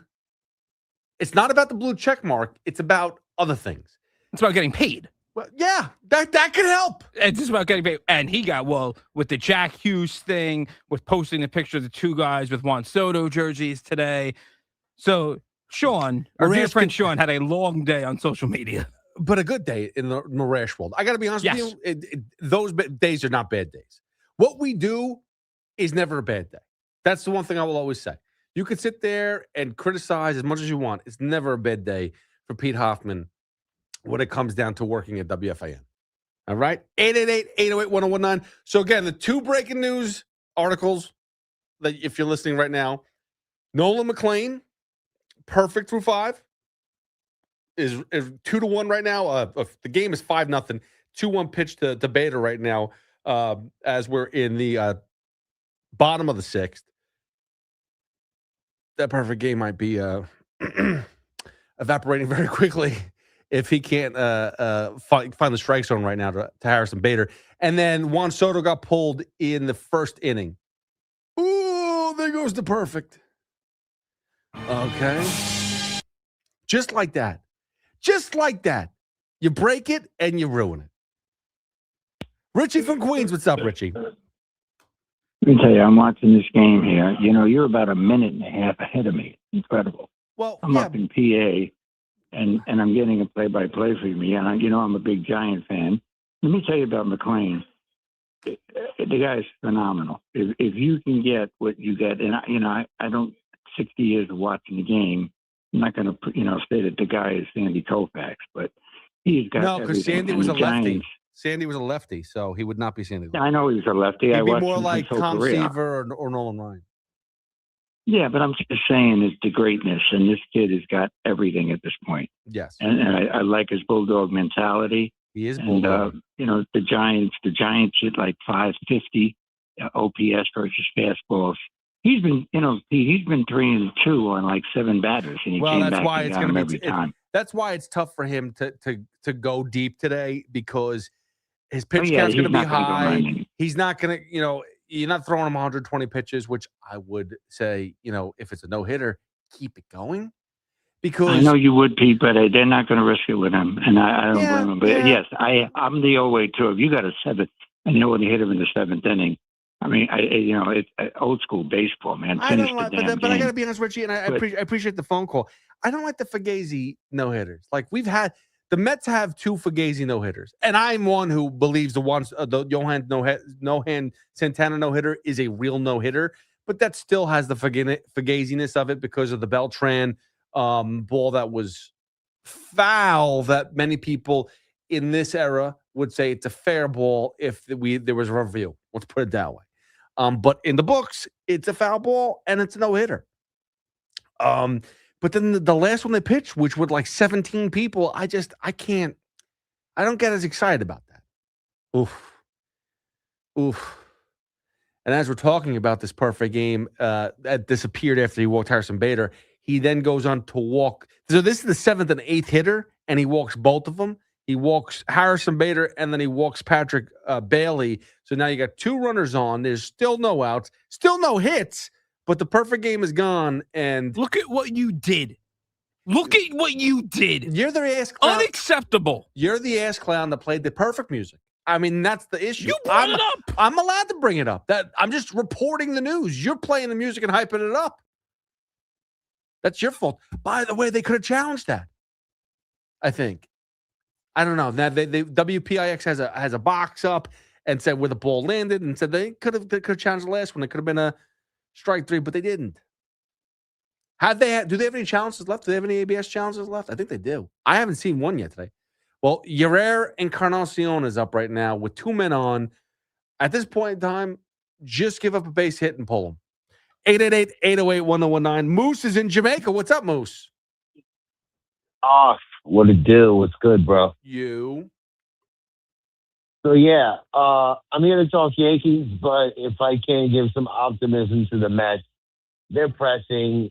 It's a long season. They're feeling the pressure. The players, the GM, the owner, the fans. It's tight. It's kind of like a nervous tick. They're trying to get off to a good start instead of just letting it happen. You know, the more you try to do something, the harder it becomes. And that's kind of the situation because they're trying to prove all the doubters wrong. Yeah, but you know stuff what? that they should have. But Moose, you know what? You want to know something? I don't disagree with you where you say, oh, the players are feeling it and all this other stuff. But I want to give a pass to the players because for the players, it is 8 games in, right? Really what it comes down to is more of it's on Mendoza and David Stearns because those are the two guys. My only retort is like, besides one start where you gave up 7 runs to a Giants offense that's pretty anemic, but Peterson didn't have it, might have been tired coming in from the flight. Your No pitching excuse. has No been excuse. solid. No excuse. your By the way, pitch- Moose, your the way pitching- and the way they work these pitchers now, they usually send them out a day and ahead of time or whatever just to get acquainted with if there's a time difference. So that's no excuse. But like from a neutral perspective, I was wondering if people would bounce back from a bad pitching performance post collapse, and they have relatively. So that's your shining star in that. But to talk Yankees, as a Yankee fan, what I'm getting from my team is exactly. It's beyond what I expected pitching wise, but I'm not surprised considering that was the emphasis since the beginning of last year, pitching and defense, even though we didn't have the pitching depth last year. I can't believe that people think that we're always questioning the pitching. The pitching was the one thing that was stable on this team. Not last year because of Cole and the other injuries that came about. Yeah, but that was injuries, but you're getting them back. Exactly. So once again with Will Warren and Cam Schlittler actually having a season or a couple, Schlittler having some seasoning, and now Will Warren actually turning into a veteran who knows how to work out of jams. This is kind of what we wanted. And to go back to what you said about Michael King, not so much that he, is a starter that would be a 5th or 4th option on our team. Think of it this way. All the Yankee fans have said we needed to sign him because we didn't have enough depth with the injuries coming into the season. Look how stupid they sound. Yeah. For saying that. And Moose, thank you so much for the phone call. I was never in doubt about this pitching staff. I actually was extremely optimistic because you look at the fact that right now Max Fried's at your top, you got Schlittler, you have Will Warren is who he is. I'm not going to sit there, even though he had a good game. I mean, besides the 2 home runs he gave up, he had a good game. And you just look at this pitching staff right now and you go, I mean, I'm not even looking at Weathers as a real part of this rotation, and he did fine. He did okay. He did fine. And they're so dominant right now, and you still are going to you're gonna go out and Garrett Cole is coming back. Carlos Rodon is going to come back. He got a good bill of health. Not a good bill of health, but they thought that he was going to get pushed back a little bit, and it came back. Some details came a little bit better, and Carlos Rodon is still, I think, on track to return in a couple of months. But the point is, you're getting those guys back. Luis Heel, when they need him, they could bring him up. Like, the pitching staff is ridiculous. How good they are. It's unbelievable. And you are still missing 3 components right now. And if you want to even include Clark Schmidt in that, again, he's not going to come back until the very end of the season, if at all this year. But you just have a surplus of pitching. So, Pete, for anybody that was sitting there going, oh, this is going to be a rough pitching staff, you had to survive the first month or 2. That doesn't seem to be a problem. And once you get Cole and once you get Rodon, the pitching staff is going to be the best in the league. like better than the Dodgers. 888-808-1019. We're talking Yankees. We're talking Mets. Nolan McLean, perfect game. We'll find out if it continues after this break. 888-808-1019. Plus, Juan Soto leaves early in the first inning with the calf tightness. So we'll talk about that and more. 888-808-1019. Pete Hoffman with you on the fan. Hit me up at Hoff, WFAN. It's Boomer and Gio. Mornings on the Fan, 101.9 FM. Cam Schlittler, from what we've seen from him so far, if you put him in a time machine and threw him on those late 90s Yankees dynasty teams, he'd fit right in. You know what I mean? He'd fit right in with that. Get Boomer and Gio on demand. Available on Apple, Spotify, wherever you get your podcasts, and the free Odyssey app. This is the story of the one. As a maintenance tech at a university, he knows ordering from multiple suppliers takes time away from keeping their arena up and running. That's why he counts on Grainger to get everything he needs, from lighting and HVAC parts to plumbing supplies, all in one place. And with fast, dependable delivery, he's stocked and ready for the next tip-off. Call 1-800-GRAINGER, click Grainger.com, or just stop by. Grainger, for the ones who get it done. No one likes having to choose. That's why with America's best lineup of hybrids from Hyundai, you get the best of both worlds. Like the reliable and efficient Tucson Hybrid with America's best warranty. Or the stylish yet capable Santa Fe Hybrid with power to navigate the toughest terrain. It's like having your cake and eating it too. You know, if you could drive a cake. Hybrids from Hyundai. It's the best of both worlds. Visit HyundaiUSA.com or call 562-314-4603 for more details. Hey, it's Tiki Barber. Looking for a great deal to stay connected? Now, for a limited time, new Verizon mobile and home customers can get Fios and a line of mobile for just $69.99 a month with AutoPay. Get Fios 300 megabit per second for $20 a month and unlimited welcome for $50 a month plus taxes and fees when you bring your own phone. Visit a Verizon store today to learn more and switch. For new Fios, internet, and mobile customers, discounts applied over 36 months. Mobile and home discount enrollment required. Additional terms apply. In times of congestion, unlimited 5G and 4G LTE may be temporarily slower than other traffic. Domestic data roaming at 2G speeds. Ranger fans, shoot your shot with BetMGM, an official sports betting partner of the New York Rangers. Add some excitement to every Rangers game this season by downloading the BetMGM app and getting instant access to a variety of parlay selection features and live betting options. Enjoy same-game parlays, player props, boosted odds specials, the best daily promotions in the business, and so much more when you sign up. The chase is on for the next Stanley Cup, so get hyped for Rangers action all season long with an official sports betting partner of the New York Rangers. Sign up today. BetMGM. Make it legendary. BetMGM and GameSense remind you to play responsibly. See BetMGM.com for terms. 21 years of age or older to wager and physically present in New York and New Jersey only. Subject to eligibility requirements. Gambling problem? In New York, call 877-8-HOPE-NY or text HOPE-NY 467-369. In New Jersey, call 1-800-GAMBLER. Do you owe $10,000 or more to the IRS like Mark? I've been doing home remodeling for 30 plus years, but the economy crashed. I wound up losing my home, losing my job, and on top of that, owing the IRS a ton of money. I owed the IRS $114,000. It really, truly was the worst part of my life. Then Mark found tax relief advocates. On news radio, I heard about TRA, and I thought, what's the worst that could happen? So I picked up the phone and I called them. When it was all said and done, TRA settled my $114,000 debt for $100, and I'm telling you, I was ecstatic. Could not believe it.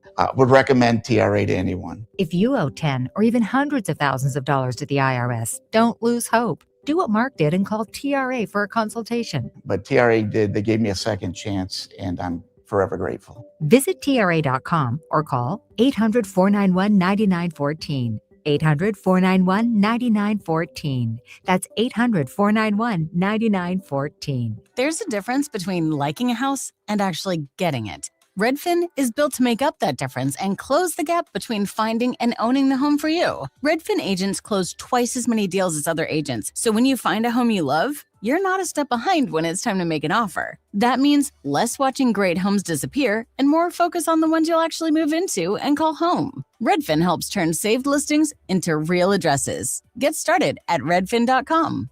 Own the dream. Your official station to talk Yankees. The Fan, 101.9 FM, and always live on the free Odyssey app. Download it today.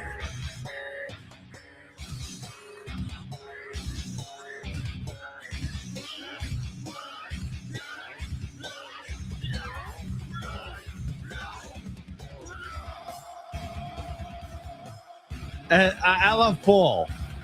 People are going to blame this on me. I did not pick this song. I love Matt Dane. This is a good song, in my opinion, but I did not pick this. 888-808-1019. This Fan Focus is brought to you by Chef IQ. Precision cooking, effortless results. ChefIQ.com. And the Fan Focus is on the fact that Nolan McLean no longer has a no-hitter and no longer has a shutout and got pulled. He walked 2, gave up a hit, which turned into a ground rule double, and it's 5-1 Mets. But another great appearance by Nolan McLean. His pitch count was super high. I think it was 93 in this inning, and it was time for him to go. After walking those first 2 guys, it was – I'm not saying I wanted him to give up a hit to pull him, but he needed to be pulled. It was done that inning. The pitches were too close. I think he got pinched on one call. Could have called it a strike. They called it a ball for the second walk. But either way, it was getting too tight, and you don't want to, at that point in time, sit there and make a decision for the – you have to – like Carlos Mendoza had to make a decision. It was time. And I know he wants to allow McLean to go as deep as possible and get the no-hitter or keep it going for 6 or whatever it is.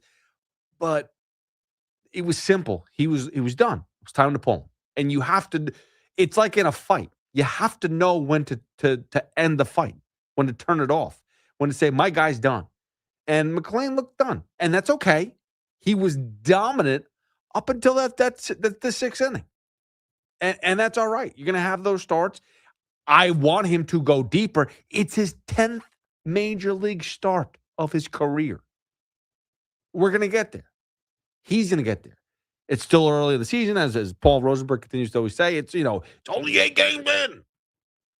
I get it. But we wanted to see him go a little deeper. Wanted to at least register him from a quality start. And there you go. I mean, Brooks Raley just throws a ball over the head of Francisco Alvarez, and there goes another run. So it's now 5-2.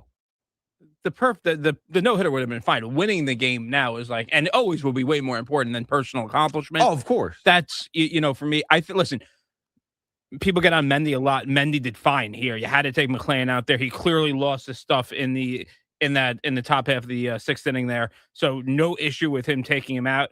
Apparently, Alvarez should have challenged the pitch. Yes. But they're saying he lost 2 challenges a few games ago. And I think maybe they took the challenges out of his hands. Or he was a little gun shy on saying, what if I go 0 for 3 again? What if I miss one again? Here's the thing is, the ABS has been good so far, but you could see clearly, like today, for example, in a Yankee game, Ben Rice took a ball, took a strike right down the plate and challenged it as a batter. And it was clear as day. It was right down the middle. And he challenged it. And it was like, what are you doing? And he's like, mistake. Like, there's some things you have to have a better eye for. Like, he completely just missed the pitch, I guess, Ben Rice did, because he does have a good eye, but he missed it on that one. Alvarez has to be better. He just has to be. And in that spot, listen, would that have changed Nolan McLean? Would he have been able to finish the rest of this inning? Would he still have given up the hit? Who knows? It doesn't make a difference. He wasn't going too much deeper anyway. But you're right. The point is now they got to win the game. It's 5-2. Brooks Raley, again, that was on Alvarez, actually. I think I said Brooks Raley threw the ball over Alvarez's head. Alvarez just didn't catch it in the glove and just popped right out and then allowed the run to score. So it's 5-2. Luis Ariz is at the plate right now with a 3-2 pitch, and Brooks Raley is on the mound. It is the bottom of the 6th. So that's the no-hitter is done. But the other story now is win the game for the Mets. With a 5-2 lead, you should, right? I mean, the last time the Mets scored 5 runs in a game was opening day. So this, you'd think 5 runs, you should be able to figure this out. The way that your bullpen has been pitching, you should be able to win this game. Cross your fingers. But on top of that, Juan Soto getting pulled in the first inning. That is an issue. And we will see. And maybe that's why, you saw Marcus Semien with the home run. You saw Francisco Alvarez with a home run.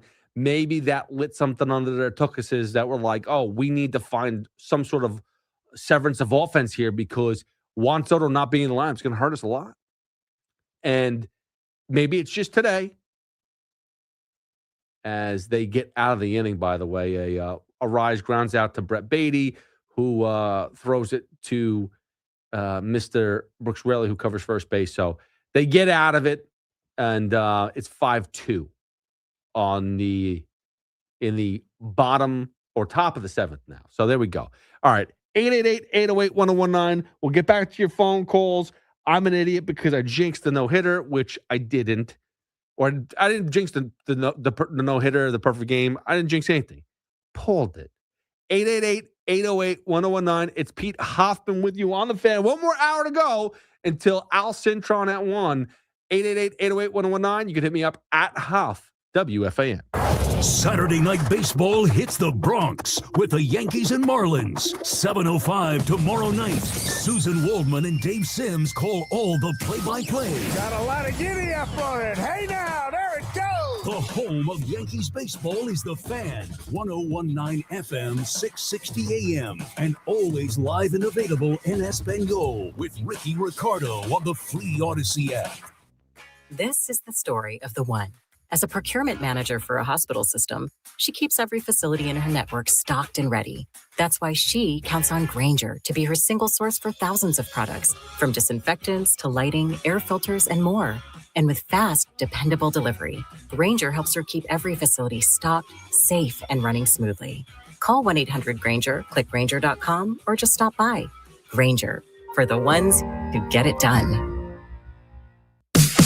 Chumba Casino brings non-stop fun straight to your screen. Anytime, anywhere. Explore hundreds of games like slots, blackjack, and instant scratch-style cards. Sign up to unlock your free welcome bonus and daily login bonuses. And enjoy your chance at exciting prizes without spending a thing. Just click, play, and enjoy the ride. Sponsored by VGW Group. No purchase necessary. See terms at ChumbaCasino.com. Must be over 21 and present in a state where it's legal to play.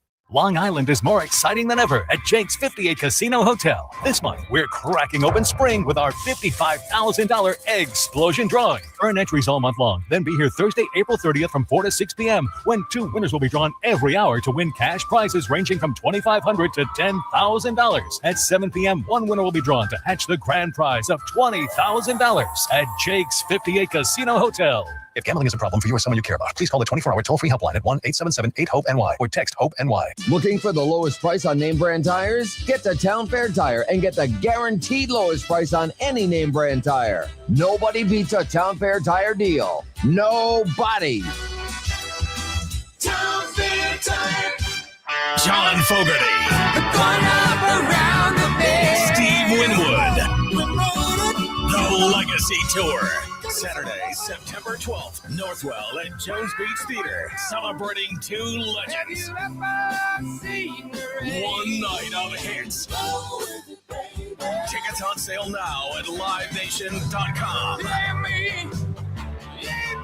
Don't miss John Fogerty and Steve Winwood live. When your money gets tight, you have to make some tough choices. Do you pay the mortgage, pay the credit cards, or pay the IRS? For lots of people, taxes get pushed aside until the letters start, then the threats, then the action, bank levies, wage garnishments. You can stop worrying. The IRS is offering new opportunities to help you resolve your back taxes, and Guardian Tax knows how it all works. If you owe more than $10,000 in back taxes, you may qualify to reduce your total tax debt by a very significant amount, even if you're years behind on filing. But timing matters, and so does who you trust. Guardian Tax knows the system and how to work it in your favor. They step in, deal with the IRS directly, and fight to protect what you've worked so hard to earn. In today's economy, you can't afford to lose more. Call Guardian Tax now for a free confidential consultation. 800-404-4307. 800-404-4307. Don't wait for the IRS to make the next move. Make yours first. Call now. 800-404-4307.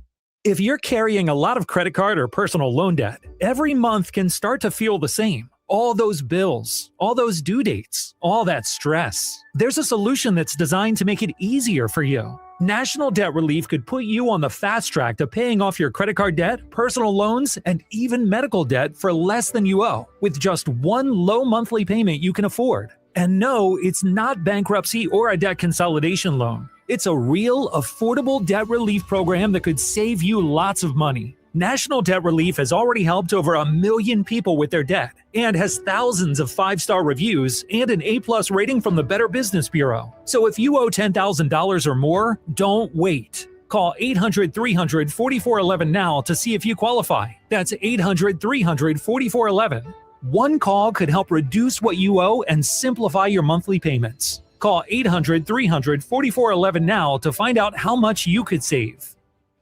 The Rico Brogna podcast is proudly sponsored by Takara Fuji Apple Chew High, the sparkling cocktail that blends shochu spirits with delicious flavors of fruits from Japan. Whether it's Citi Field or your favorite spot, raise the apple.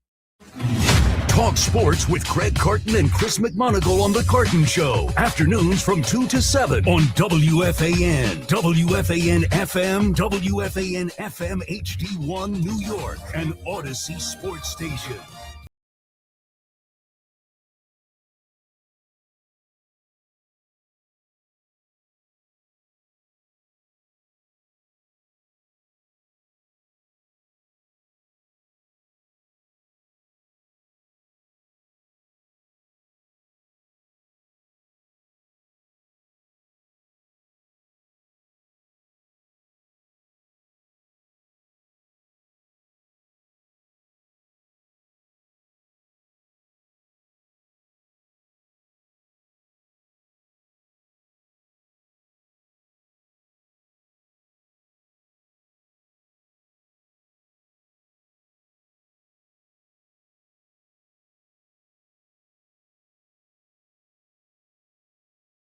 Wait, 1019, Pete Hoffman with you. Slipknot, we had Slipknot on occasionally, but not much. I Wait always and Bleed. Slipknot and Mudvayne probably were a little similar. Maybe it was the face paint and the masks and stuff, but Yeah, but Mudvayne was a little bit more. They weren't as melodic. Not saying that Slipknot is, but Slipknot had a little bit more mainstream ability to them. Mudvayne was less. They were more progressive, and even Slipknot was too heavy. Like, right. Deftones was my band, and really White Pony played, but the first couple albums didn't play as much. Around the Fur, there was a couple songs that maybe hit. And then Mudvayne took off the mask, took off the face paint, and did the Happy song, I think. They did Happy. They did Happy. Happy. On the music video, it was like, holy crap, this is what they actually look like. I mean, but it wasn't so shocking. That was just face paint. It was like Kiss. Like when Kiss took the face paint off, it wasn't like it was shocking the world. When Slipknot took off their masks, like Corey Taylor, the lead singer of Slipknot, had a mask on. When he took it off, you're like, that's what he looks like? Oh, okay. You thought he was going to be deranged. He looks like a normal guy. Right. Like, you know what I mean? By the way, speaking of Happy, as we were talking about just 2 seconds ago, Francisco Alvarez hit another solo home run. So now he's got 2 today. He's got 3 solo home runs on the year. He leads the Mets with home runs. How about that? Is he tied with Judge with home runs? I don't remember. What does Judge have? 3 or 4 now. So that the Mets now have a 6-2 lead. How about that? This is going to screw up my numbers. I bet. Not saying that I bet, but we took a poll. By the way, it's Pete Hoffman. 888-808-1019. It's Pete Hoffman with you on the fan. Evan and I on the Rico Brogna, the last one we did, we talked about how many runs the Mets would score in this 4-game series. I said 9. He said 18. I think Tiki said 8. And I think Marash said 14. So there's only one more run that the Mets can score, and then I'd be right. That'd be 9 on the nose because they scored 2 yesterday, they have 6 today. There's two games left. I'm assuming they should score more runs. And by the way, they should replaying the Juan Soto rounding second base, going to third. And it's not like he comes up extremely limp, but as he rounds second and heads into third, he starts to slow down. And then you see that it's just like and uncomfortableness, and he got pulled from the game early in the first inning after that inning was over, and they said it's precautionary. Concern. Major concern for me. I mean, the Mets history, you don't need it. Again, dealing with also Jorge Polanco now with his precautionary Achilles, you can't have it. It's too much right now. And we're only talking about 8 games into the season. The good thing is, Nolan McLean pitched a great game. The Mets are winning 6-2. They have to win the game. That's the most important thing. But at this point in time, it has been offensively a much better game because they're making solid contact. I know 3 home runs. I'm happy about the power.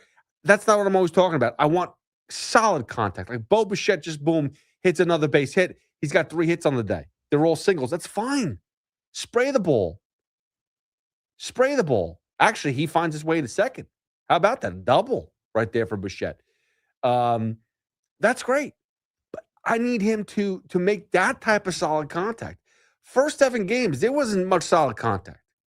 You could sit there and talk about the 11 runs that the Mets scored in the first game against Paul Skeens. There wasn't much solid contact. The Carson Bench home run, Alvarez home run, yes. Everything else was very bad. And if anything, the O'Neal Cruz mishaps helped the offense put up some runs.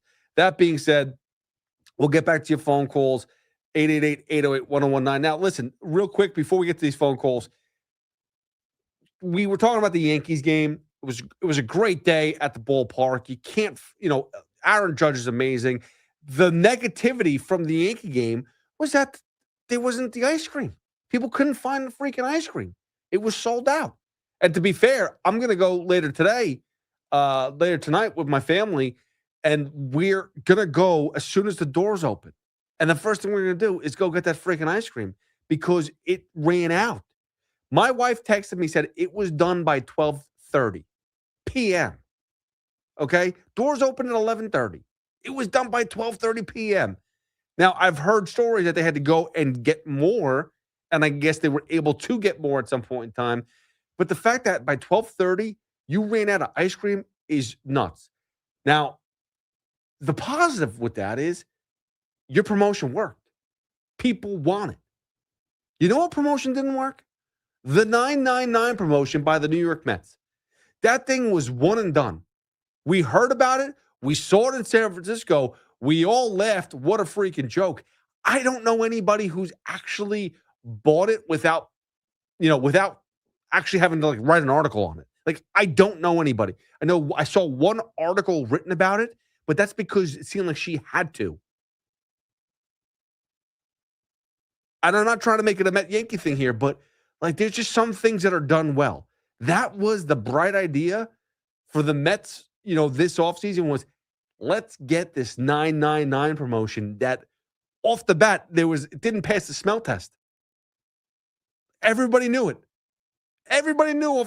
Once you saw it, it was like, oh, this is stupid. Now that ice cream chicken, let's go. Let's freaking go. So another chalk that one up for the Yankees again in the food department. Getting wins, home runs, pitching, and dessert. 888-808-1019. Mets scored another run. 7-2. How about that? How about that? Now, I won't lie. This is the type of game I enjoy. I like sitting back and not having to rip my hair out watching a game. There's 162 games. We don't need to scratch our head and rip our hair out every game. Now, the frustrating thing is Juan Soto is potentially hurt. We don't know how long he's going to be out for. If he's going to miss a day, if he's going to miss a week, who knows?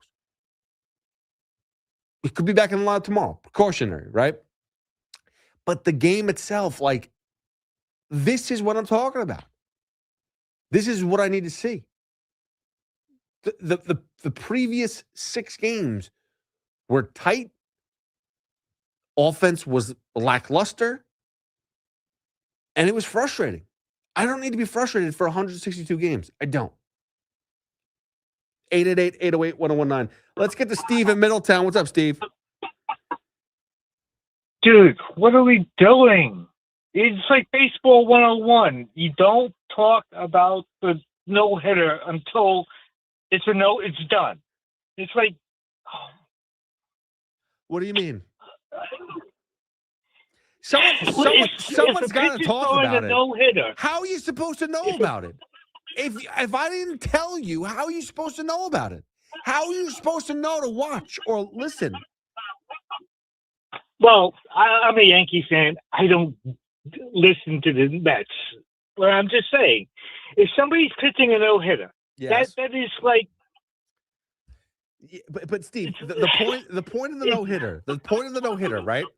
And you got feedback, so I got to take you off. I'm sorry about that. The point of the appeal of a no-hitter is, as it's happening, more and more people kind of focus in on it and the build-up, right? If nobody knows about it, does it really happen? It's like if a tree falls in the woods. Does anybody know about it? No. Nolan McLean was pitching a no-hitter. Perfect game through 5. That is something that you need to know about. Right? It's just something you should know. So I announced it. I apologize that he blew it. He walked Harrison Bader to ruin the perfect game. Not me. He did it. And that's okay. There's no harm, no foul. Go get him next time. He went 5 deep. Perfect. Next time, get 6 deep. And to be fair, it's better off because I don't need Nolan McLean to go out there and try to pitch a no-hitter and try to go in deep and try to fight with him. And then those that have to fight whether or not he's keeping his pitcher in and all. You don't need that. You don't. Not when you need to win the game. And you need to win multiple games. And Nolan McLean right now is the best pitcher on the staff. Even compared to Freddie Peralta, he's the best pitcher on the staff. His stuff is just, it's that good. Now, he needs to be able to pitch deeper in the games. Okay, fine. He's still 10 games in to his career. Second of the season. Like, let's calm down a little bit. 888-808-1019. Steve is in Houston. Steve, what's going on? Welcome to the Fan. Hey, what's going on, my Gore buddy? Long live the Rico. Can't wait tonight, man. Steve, by the way, great TV show if you haven't watched it yet. What's that, brother? Something very bad is going to happen. It's on it's on Netflix. It is, I breezed through it. I would say it is a crossover. I explained it to Gallo as like a Midsummer meets what was the Jeez, I'm blanking on the name of it. Drag Me to Hell, if you remember Drag Me to Hell. But but then there's also like a Ready or Not element to it as well. So it's a very well done. I think I might rewatch it too. It's 8 episodes. Most of them are like 45 minutes long. The last one I think is like an hour, but it's a very easy watch, my friend.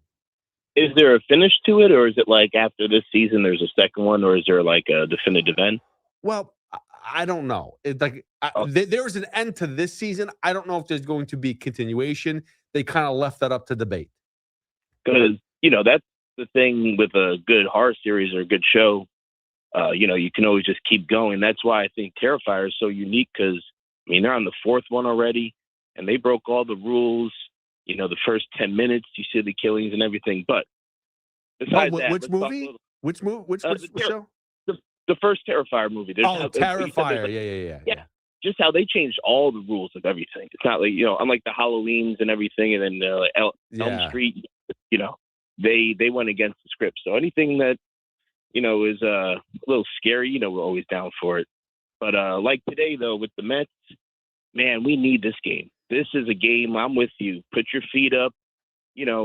Forget to touch the money spot. We should be excited. Perfect game. Here's our kid.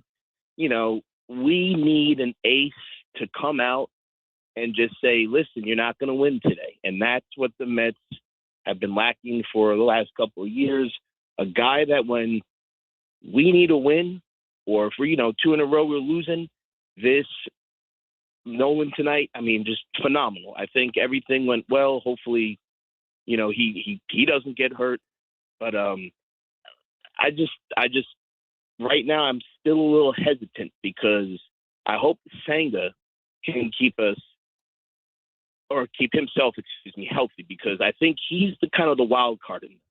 We need really three pitchers that can keep this rotation. I think we all know Nolan's the man. And if Kodak can just, if he can stay healthy, I think we got a shot. Maybe Kong comes back, after a couple of times in the minor leagues. But either way, Pete, my man, keep up the great work. Always a pleasure to talk to you. Thanks, Steve. I appreciate you, man. And I'll definitely, definitely check out that TV show because it's worth it. I'm telling you right now. I appreciate it, man. Hey, have a good Rico tonight, brother. I appreciate you. Thanks, Steve. Yeah, we will be doing a Rico Bronya live after 1:00. Once the game is over, Evan is going live. We were going to do it yesterday, and then he texted me as the game was, maybe I was like 5 minutes behind. I didn't see the text, whatever it was, but he's like, yeah, we're going to cancel tonight. I'm like, I stayed up.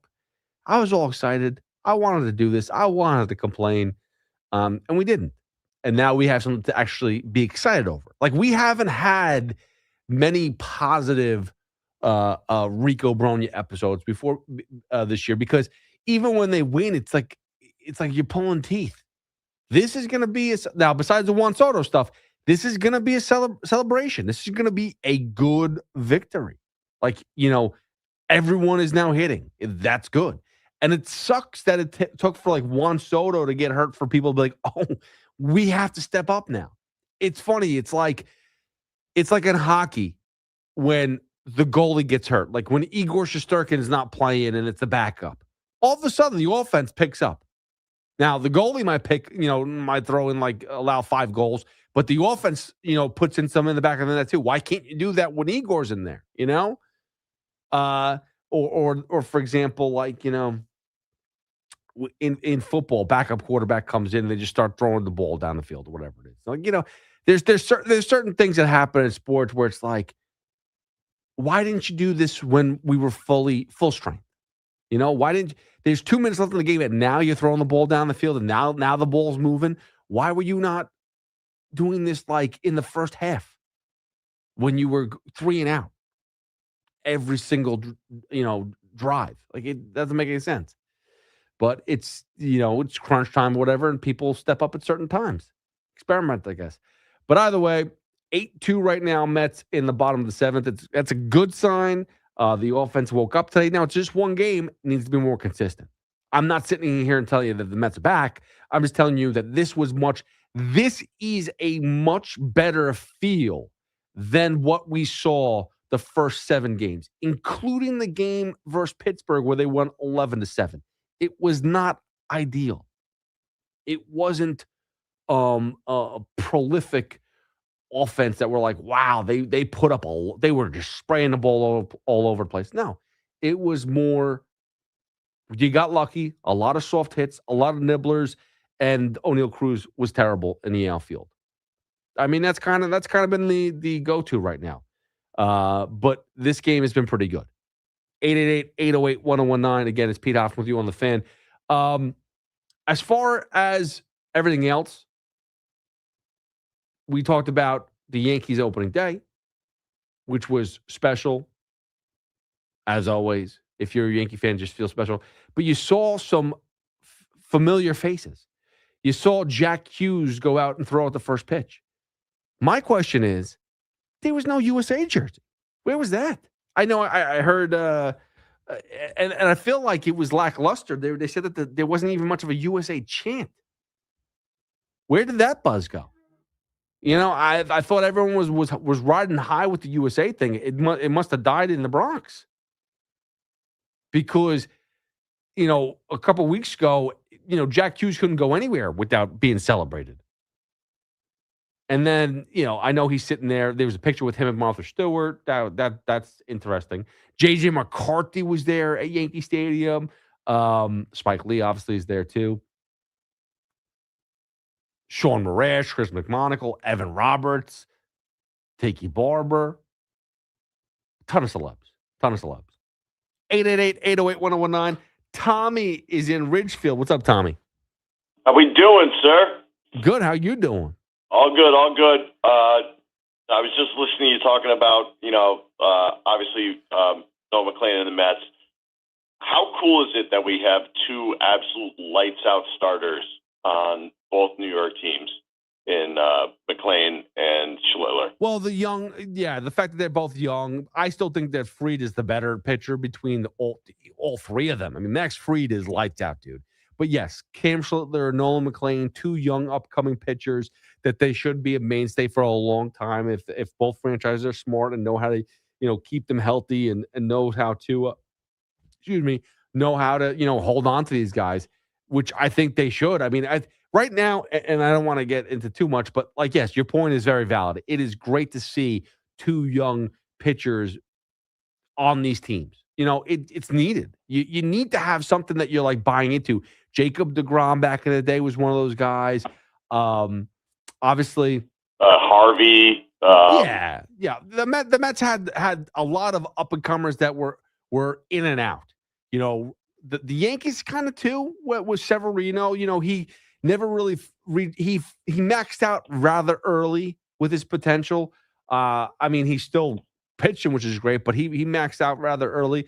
But as far as I'm hoping Heel can stay healthy. Yeah, well, it's funny. It's not, I don't think the question is can Heel stay healthy. It's do they want him in the bigs right now? I mean, when are they going to call him up? I guess they don't need him yet, but I mean, I think they just had so many off days in the beginning of the season, so that's why they kept him down in Scranton. Yeah, and I think schedule. If I'm correct, I thought I heard that if he got called up by a certain time, it wouldn't be it wouldn't go against the like arbitration years or something like that. I think there was something about it, but yeah, there was the whole thing. But again, I think that we're almost at that point though. So who knows? Either way, think about this. Luis Heel isn't even here yet, and the pitching staff has been brilliant so far. Will Warren yesterday, for example, was, and by the way, and Tommy, thanks so much for the phone call. Will Warren didn't have an amazing day, but he was solid. Again, two hits that were home runs. That's really what the offense for the Marlins. That was it. Owen Casey, and then who was the other guy that hit a home run? I'm blanking on it. Oh, Xavier Edwards. He hit it in the first inning. Second batter. But, I mean, he was pretty good. And Will Warren is on the back end of this rotation. Remember, Garrett Cole's going to come back.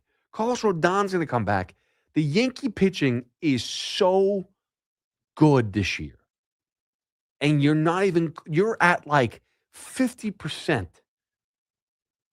of what the final rotation is going to look like. It's not even there yet. You got 2/5 of this rotation. And if they make it a 6-man rotation, which they're probably not, potentially 3 of the 6 are not even here yet. It's phenomenal how good they're going to be. I cannot believe that people were questioning this New York Yankee team. I really can't. I can't believe that they're questioning Brian Cashman. Now, the bigger thing about this is when we come back from the break, the Juan Soto stuff. Again, we do not know how bad he is, but let's dive deeper into it. If Juan Soto is not around, what this Mets team is going to look like. Because that's going to be an issue. The offense was basically Juan Soto and nothing else, not much. And now Juan Soto, if he is hurt, again, he just pulled it up. It's precautionary, supposedly. I'm not comfortable with that word precautionary because it always seems to lead to something else. But you throw that along with the Polanco stuff, because he's not playing today because of precautionary reasons with his Achilles. Well, what's this lineup going to look like? They scoring 8 runs tonight is very good. But that means more time for Vientos.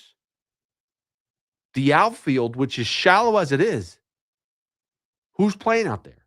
Maybe you put Beatty out there. Maybe that's what we think about. All right, let's dive into that coming up after the break. 888-808-1019. It's Pete Hoffman with you on the Fan for another 25 or so minutes up until Al Cintron at 1. 888-808-1019. You hit me up at Hoff WFAN. Before football takes over, the party starts early in Pittsburgh. Be there for the night before. An exclusive invite-only concert at Rivers Casino Event Center on Wednesday, April 22nd. Featuring Jason Aldean, plus John Morgan and Shane Prophet live. Want in? Head to Odyssey.com/the night before for your chance to win. That's Odyssey.com/the night before. You could score round-trip airfare, a 2-night hotel stay, and tickets to the show. The Fan, 1019 FM WFAN, an Odyssey sports station. This is JJ Hill of Shulman & Hill, New York's premier injury law firm. We'll always go the extra mile when you're hurt in a car accident. If you've ever wished you had a lawyer in the family, now you will. At Shulman & Hill, it's never one and done. Once you're a client, you're always part of our family. Shulman & Hill, we're not just New York's law firm, we're your law firm. Get your free consultation at hurtny.com. That's hurtny.com. Looking for the lowest price on name brand tires? Get to Town Fair Tire and get the guaranteed lowest price on any name brand tire. Nobody beats a Town Fair Tire deal. Nobody. Town Fair Tire. If you're carrying a lot of credit card or personal loan debt, every month can start to feel the same. All those bills, all those due dates, all that stress. There's a solution that's designed to make it easier for you. National Debt Relief could put you on the fast track to paying off your credit card debt, personal loans, and even medical debt for less than you owe, with just one low monthly payment you can afford. And no, it's not bankruptcy or a debt consolidation loan. It's a real, affordable debt relief program that could save you lots of money. National Debt Relief has already helped over 1 million people with their debt and has thousands of 5-star reviews and an A+ rating from the Better Business Bureau. So if you owe $10,000 or more, don't wait. Call 800-300-4411 now to see if you qualify. That's 800-300-4411. One call could help reduce what you owe and simplify your monthly payments. Call 800-300-4411 now to find out how much you could save. With over 90 years of combined legal experience representing the law enforcement community, Decolator Cohen & DePrisco, LLP, continues to strive to educate police officers of their civil rights to sue in line-of-duty accident cases. The 2026 Police Officers' Right to Sue newsletter can be viewed on policeofficersrighttosue.com and provides successful results in varying line-of-duty accident cases. These results include damages recovered from RMP accidents involving the City of New York and civilian motorists, station house defects, ricochet injuries from the range, private premises slip and falls, sidewalk slip and falls, construction defects, snow and ice cases, and injuries emanating from defective RMPs. In any LOD accident, it is important for the officer to take photographs of any defects, injuries, or damage. It is also essential to draft the line-of-duty report and detail the cause of the accident in the paperwork. Remember, there's a 90-day time limitation to file a claim against a municipality. If any law enforcement member has a question regarding a potential lawsuit, contact Decolator Cohen & DePrisco, LLP at policeofficersrighttosue.com or call 1-800-901-1529. Do you owe $10,000 or more to the IRS like Mark? I've been doing home remodeling for 30 plus years, but the economy crashed. I wound up losing my home, losing my job, and on top of that, owing the IRS a ton of money. I owed the IRS $114,000. It really, truly was the worst part of my life. Then Mark found tax relief advocates. On news radio, I heard about TRA, and I thought, what's the worst that could happen? So I picked up the phone and I called them. When it was all said and done, TRA settled my $114,000 debt for $100, and I'm telling you, I was ecstatic. Could not believe it. Would recommend TRA to anyone. If you owe 10 or even hundreds of thousands of dollars to the IRS, don't lose hope. Do what Mark did and call TRA for a consultation. But TRA did. They gave me a second chance, and I'm forever grateful. Visit TRA.com or call 800-491-9914. 800-491-9914. That's 800-491-9914. Hey, let me ask you something. Would you seat your 3-year-old child on a windowsill? Would you seat them beside a lit fireplace or by the deep end of a pool? One last question. Would you seat your child in a car seat that's not correct for them? Car crashes are a leading killer of children ages 1 to 13. Secure their future. Seat them in the correct car seat. For more information, visit safercar.gov/the-right-seat. Sponsored by the New York State Governor's Traffic Safety Committee. official home to talk New York sports is WFAN. Call us anytime at 888-808-1019. The Fan, 1019 FM, and always live on the free Odyssey app.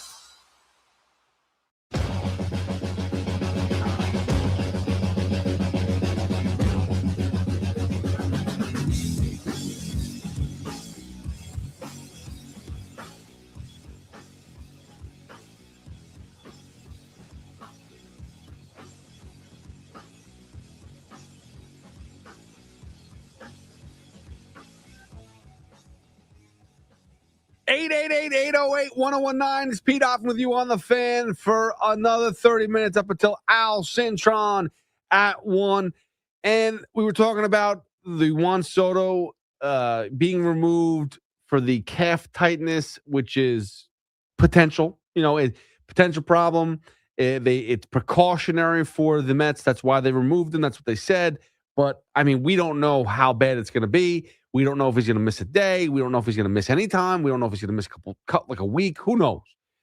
But there's a concern here because now up until today, the offense has not clicked. We can all agree on that. Take away the opening day shenanigans. Really, the offense has not clicked. They've scored 8 runs so far today, which is nice. You got 3 home runs, 2 from Francisco Alvarez, which, by the way, leads New York in home runs or is tied with the leader in home runs in New York. Aaron Judge 3, Francisco Alvarez 3. Are we going to have an Alvarez-Judge chase all season long? I think that's probably going to stop in about 2 days from now. But for the moment, that's where we're at. Marcus Semien hit a 2-run shot as well, so that was nice to see. So that's 4 runs off of the home run. But Bichette's got 3 hits today. So, the opening to this game was a little bit outrageous. Lindor, there was 4 consecutive batters were up and got on with no outs. Mal had nothing today. The pitcher for the Giants had nothing in that first inning. Kind of like how David Peterson had nothing the other day, last night with the Giants, going up against the Giants, gave up 5 runs in 2 innings. So it happens to everybody. That being said, though, if Juan Soto is not here, what is this lineup going to look like? You talk about there was really only, and I made this known prior to even knowing about the Juan Soto stuff. You had 3 guys in this lineup that you could really rely upon. It's Lindor, which we know he always has a slow start. And by the way, it's coming off that hamate injury, which I know is not as bad as some people thought it was. Learning about it more and more and more. When you see Corbin Carroll out in Arizona, he had it as well. He's returned. He's looked pretty good offensively. Jackson Holiday is the other guy. There was 3 guys that had the hamate bone injury. It was Lindor, Jackson Holiday, and Corbin Carroll. Jackson Holiday is the only one that's still recovering. I'm not sure if there was another issue on top of that, but he's the only one that's in recovery and has not returned yet from it. Corbin Carroll's off to a hot start. Francisco Lindor is off to his normal, not hot start to a season. That's just what he does. But 3 guys in the lineup that you were like, okay, we can count on. Lindor, Soto, and Bichette. You remove Soto. You remove one of them. That's a problem. But Soto was the one, Mr. Reliable. If he's gone from this lineup, we're talking about an anemic lineup that's what the past 6 games have been anemic. The concern is to the roof. What are we doing in the outfield? We're talking about Jared Young and potentially, because this is what is going to happen. I'm not telling you what I want. I'm telling you what's going to happen. You're going to see Tyrone Taylor and Jared Young play a lot in the outfield if Juan Soto is out for any significant amount of time. What they should do is they should put Beatty in the outfield and put Vientos at first base. Because guess what? There is one guy hitting the ball consistently. Got another hit today, walked again today, was on base for that Marcus Semien home run. Mark Vientos. I don't know what it is about the New York Mets and Mark Vientos, but they don't like him. I can't tell you why they don't like him, but they don't. Because this guy, when he first got called up, I think it was a walk-off or game-tying home run or whatever it was, and then sat, and then eventually got sent back down.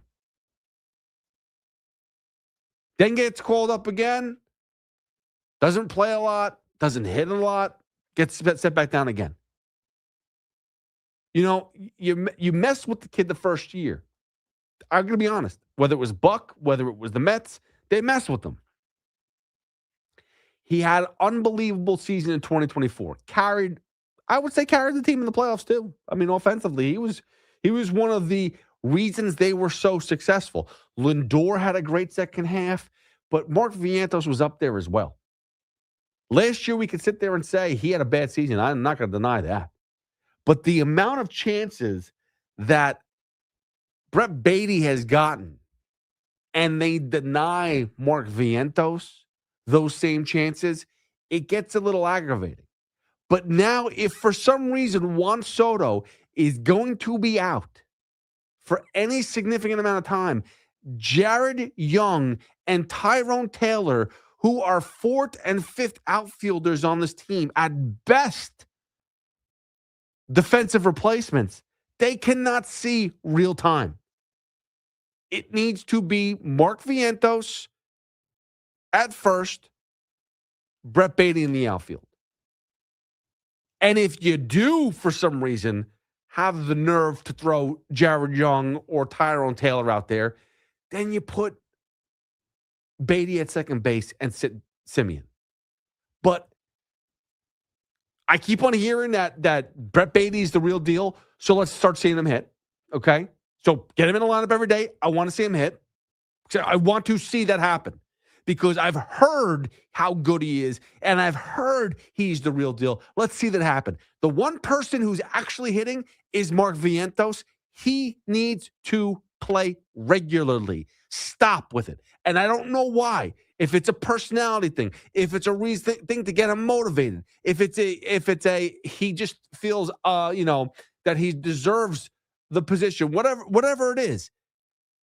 I don't know why you are so aggravated, so hell-bent on not playing him or giving him days off all the time or making him a bench piece. I mean, the fact that they almost traded Mark Vientos for Luis Robert Jr., that's a thing. That is the thing. That's how the trade talk started, was Mark Vientos for Luis Robert Jr. You know who said no? The White Sox. They said they wanted Brett Beatty, which, by the way, I'm fine with. At that point in time, I don't like Luis Robert Jr., personally speaking. I don't think he's that great. I really don't. But if you're Mark Vientos and Brett Beatty, I was okay with trading one of those guys. But the fact is, the White Sox said no. They didn't want Mark Vientos. They wanted Brett Beatty, and they said, you know what? We'll just take Luis Angel Acuna. That's who they chose over Mark Vientos. So I don't know the perception of Mark Vientos. If he's a bad guy, if he's not a good teammate, I don't know what the deal is. What is politics? Maybe it's the politics. I don't know. Everyone was complaining about the politics before. I don't know if that's even the real complaint. I don't know why Mark Vientos is not getting a real shot. But I think it's time he does. I think it's time that when you have Marcus Simeon, and it sucks. It sucks that we have to do this. But if you have Marcus Simeon, who's a dead bat at second base, but his defense is so good, at that point in time, screw the liability at first base with Mark Vientos' defense. Throw him a bone. Make him the DH, for crying out loud. But give him at-bats. It's enough. Because Tyrone Taylor cannot get significant playing time. The guy hit 2 home runs last year. He's got no power. He's got no pop in the bat. There is no offense coming from Tyrone Taylor. Jared Young, I'm sorry. I know he got a double a couple days ago when he got a start, but offense ain't coming off that kid's bat either. Mark Vientos has proven that he could put 27 home runs up in a season. And that wasn't even a full season. So give me more Vientos. That's what I want. I don't want Cowbell. I don't want Beatty. I don't want Taylor. I don't want Young. I want Mark Vientos. 888-808-1019. Mitchell is in Fort Lee. What's up, Mitchell? How we doing? Okay, how you doing, Hoffman? I mean, what is this, a short night tonight? Only 1 o'clock? I thought you go to 5 in the morning. What are you doing a half a night so you can make candlelight before 2 a.m. before they close? Yes, yes, exactly. You figured me out that I'm going to go get candlelight. My life is scheduled around candlelight wings. Yes, correct. Yeah, you know I'm joking around. But okay, going first. Let's go to the Mets first. You guys got some major problems on that team. Not little problems. You got major problems on this team. And I don't know what everyone said. Stern was so great. I don't know what he did, but he, instead of taking a team where you guys had almost a playoff team and you just had to put a few pieces in, he did the opposite. He did a 360. This team is in disaster mode right now, and it's early in the season. I mean, you don't have a pitching staff. You don't have a first baseman. Your second baseman's not doing very well. Your outfield now is going to be hurt because Soto, if he's out more than 1 or 2 days, that could be a problem. What are you guys going to get some offense here? And without playing these other players, I just don't see where the Mets fans are going to be calling in every day on every show complaining about Stern. I mean, I don't understand what he did. Do you understand what this guy did? Yes. He was such a Yes, I know. I know what he did. I know what he did because he doesn't care about the player. He cares about the overall statistics of what he needs at every position. He's looking for, I can go and fill in defense, and if I can put together, I don't need a guy named quote unquote Pete Alonso at first base. I just need people to be productive and do that in totality. So if that's Polanco, Beatty, Jared Young, name anybody else to play first base, if they could put those numbers together, then good. Now the problem is, I don't think those numbers grow on trees. This is not Moneyball. The problem is, Mitchell, we all watched the movie Moneyball. We all know what he's doing. That is a crock. That is a small level market BS move that does not fly today. I'm sorry. And I understand the diversity aspect of it. I understand the fact that you look around baseball and more people than ever are playing multiple positions. You don't just play one position. You're not just a second baseman. You're not just a first baseman. You're playing everything. So I understand the utility aspect of the major league ball player today. I mean, legitimately, we're talking about who's playing who's playing center field for the Pirates. A guy that came up as a shortstop. I agree with you. I mean, that's what today's day is.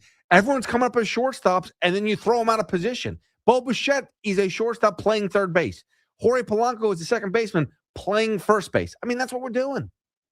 Yeah, but Polanco, but here's the thing I don't get with it. Stern took a little team like the Brewers, and he built a nice little franchise with no money. But now he goes to a big team where it has the most money in the world. He can buy any player they wants to buy. And instead of building a team and having a better team than he had from last year, he dismantled that team and made it a complete disaster. How do you put a guy that's never played first base and you take Alonso away from there to go there? Second base, we can give it here. But Mitchell, what do you think the Yankees are doing?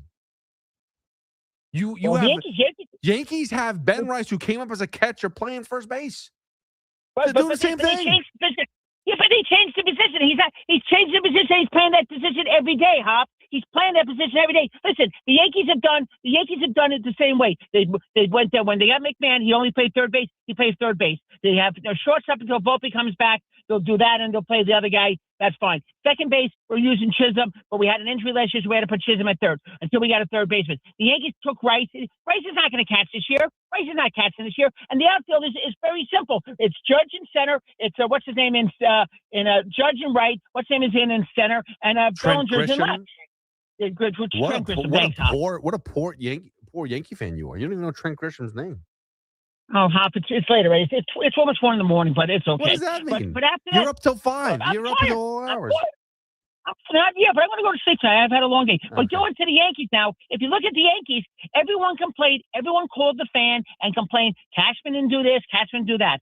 If the Yankee team could just keep their pitching staff how it is, and the bigger problem is Boone. That Boone will destroy it because he'll use the bullpen too much, and he'll be like he's done the last 4 years and everything else. And you get a piece here and there, and Stanton stays healthy. This team It's playing well. They're happy. They even try to play small ball today. Did you watch that? I couldn't believe with 2 outs, he tried to do a suicide squeeze. How about that? I know. Caballero almost did it. I mean, listen, I've heard mixed reactions to Caballero. I know some people aren't happy, but listen, I think the Yankees are doing enough right now. And when Volpe comes back, I don't think he is guaranteed that spot. I don't think he should be.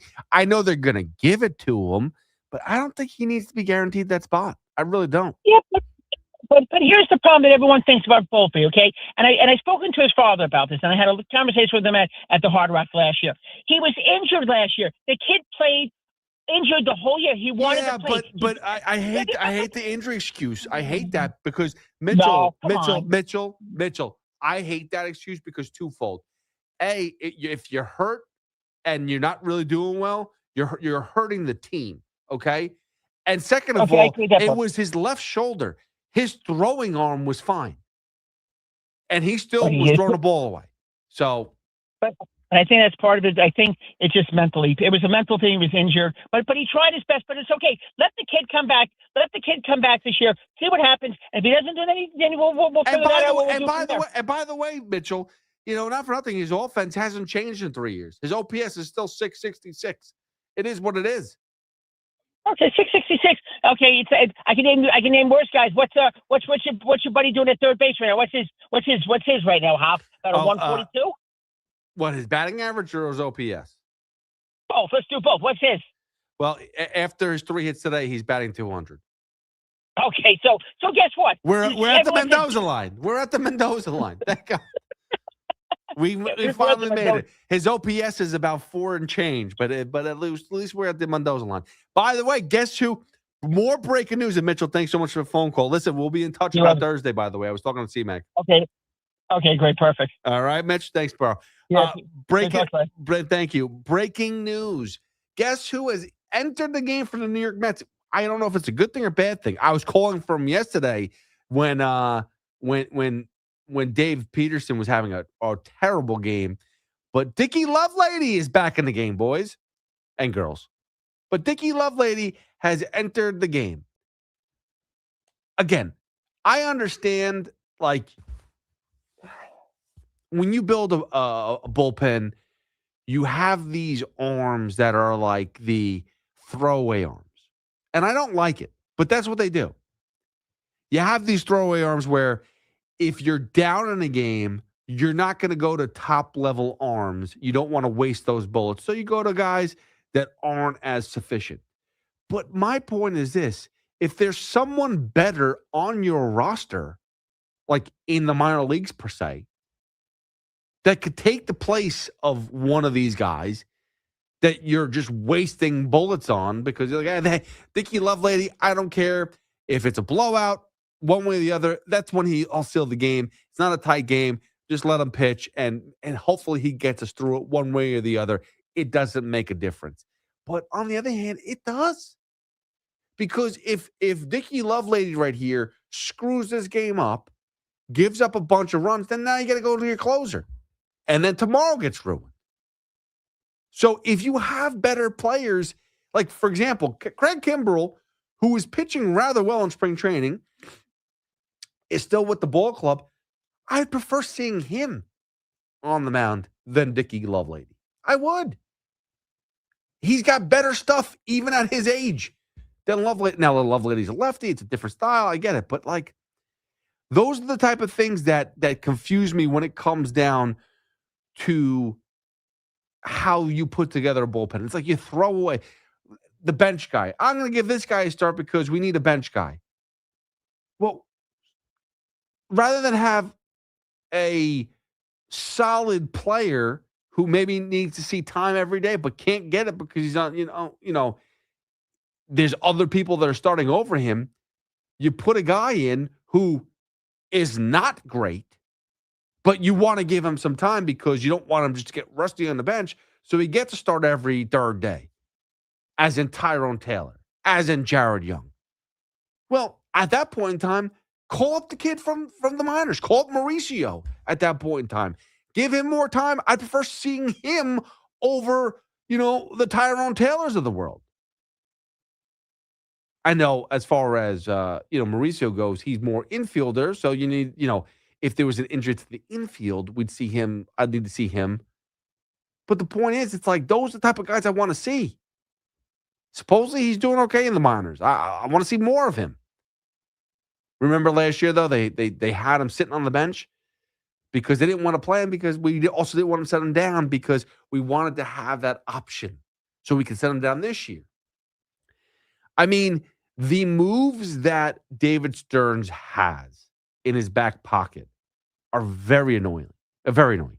Like, I don't want to sit there and say that I don't like David Stearns and how he puts together a team and how he builds a team and his thought process and whatnot. I'm sure there is a lot of good intentions behind it. But in doing so, it pisses me off. It makes me frustrated watching. Like the Yankees, I understand they do. Every team does similar things. But think about this. Think about when you have a star-studded lineup to give a guy an off day, it's okay. When you have a weak lineup to give guys off days and to give starts to guys that are just as weak, it doesn't make sense. That's the problem. That's the issue. Francisco Lindor loves the spot every day. That's great. We need people like that because those are the leaders of the team. And by the way, again, get back to the leader nonsense between Lindor and his bonehead plays the other day. Listen, I gave him a pass because when he first got here, he's learned New York. When he first got here, if he made those bonehead plays, if he forgot how many balls out to where, if he got picked off of first base, his reaction would have been poor and we would have crushed him. Now people are crushing him because he was just honest and said, I screwed up. But when he first got here, don't you recall the raccoon stuff? Like, we would have killed him for that. I much prefer the I screwed up. That's my bad. I did it. I got to be better than that. That's fine. And I heard some people say, well, you know what? Mendoza's got to bench him. I'm okay with that too. I'm okay with discipline. I'm okay with putting people in their place. And you know what? If that hurts Lindor, that'll really motivate him because it is so important for him to play every single day and not have a day off. Like, that's his whole thing. He wants to play 162. He doesn't want to sit. So if you bench him because his head wasn't in the game and he's taking ownership of it, and he really you're not going to piss Lindor off where he's going to give up and be like, I got to get off of this team. That ain't happening. Well, what you will do is you will motivate. And it will send a lesson to everybody else on the team. And that's why I was talking about Mark Vientos earlier. I get confused. What is Mark Vientos doing that is making him ride the bench? What is happening? I mean, let's go through the lineup right now. There's not many guys hitting. And you look at Vientos, and I know it's a small sample size, but he's batting .455. .455. He's at 11 at-bats. He's batting .455. I see Lindor batting .185. Taylor batting 0. Bichette batting .194, actually, because he got out last inning. Robert Jr. is actually batting .280. Beatty's batting .185. Simeon's batting .185. Benja's is batting .136. Alvarez, after his 2 home runs, is batting .300.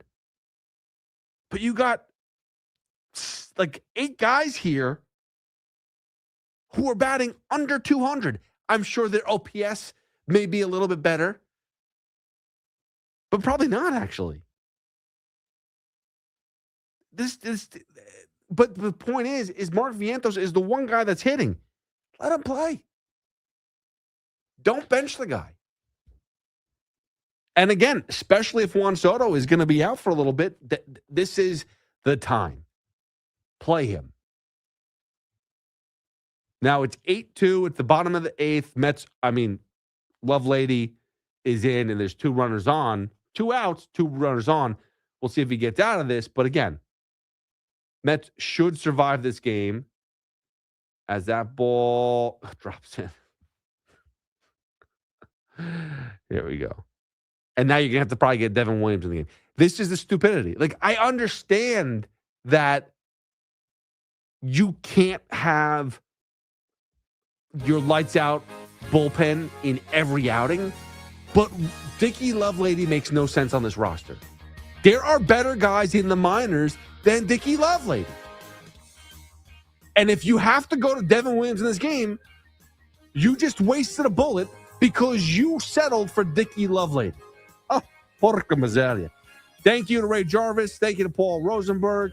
Thank you for everyone who followed me at Hoff WFAN on YouTube, X, all those wonderful social media platforms as we're doing this live. Rico Bronya next with Evan Roberts on social media, on YouTube. But Al Cintron, Tio, coming up next on The Fan. You guys have a good night. Have a good weekend. Happy holidays. Sports Radio 101.9 FM. WFAN.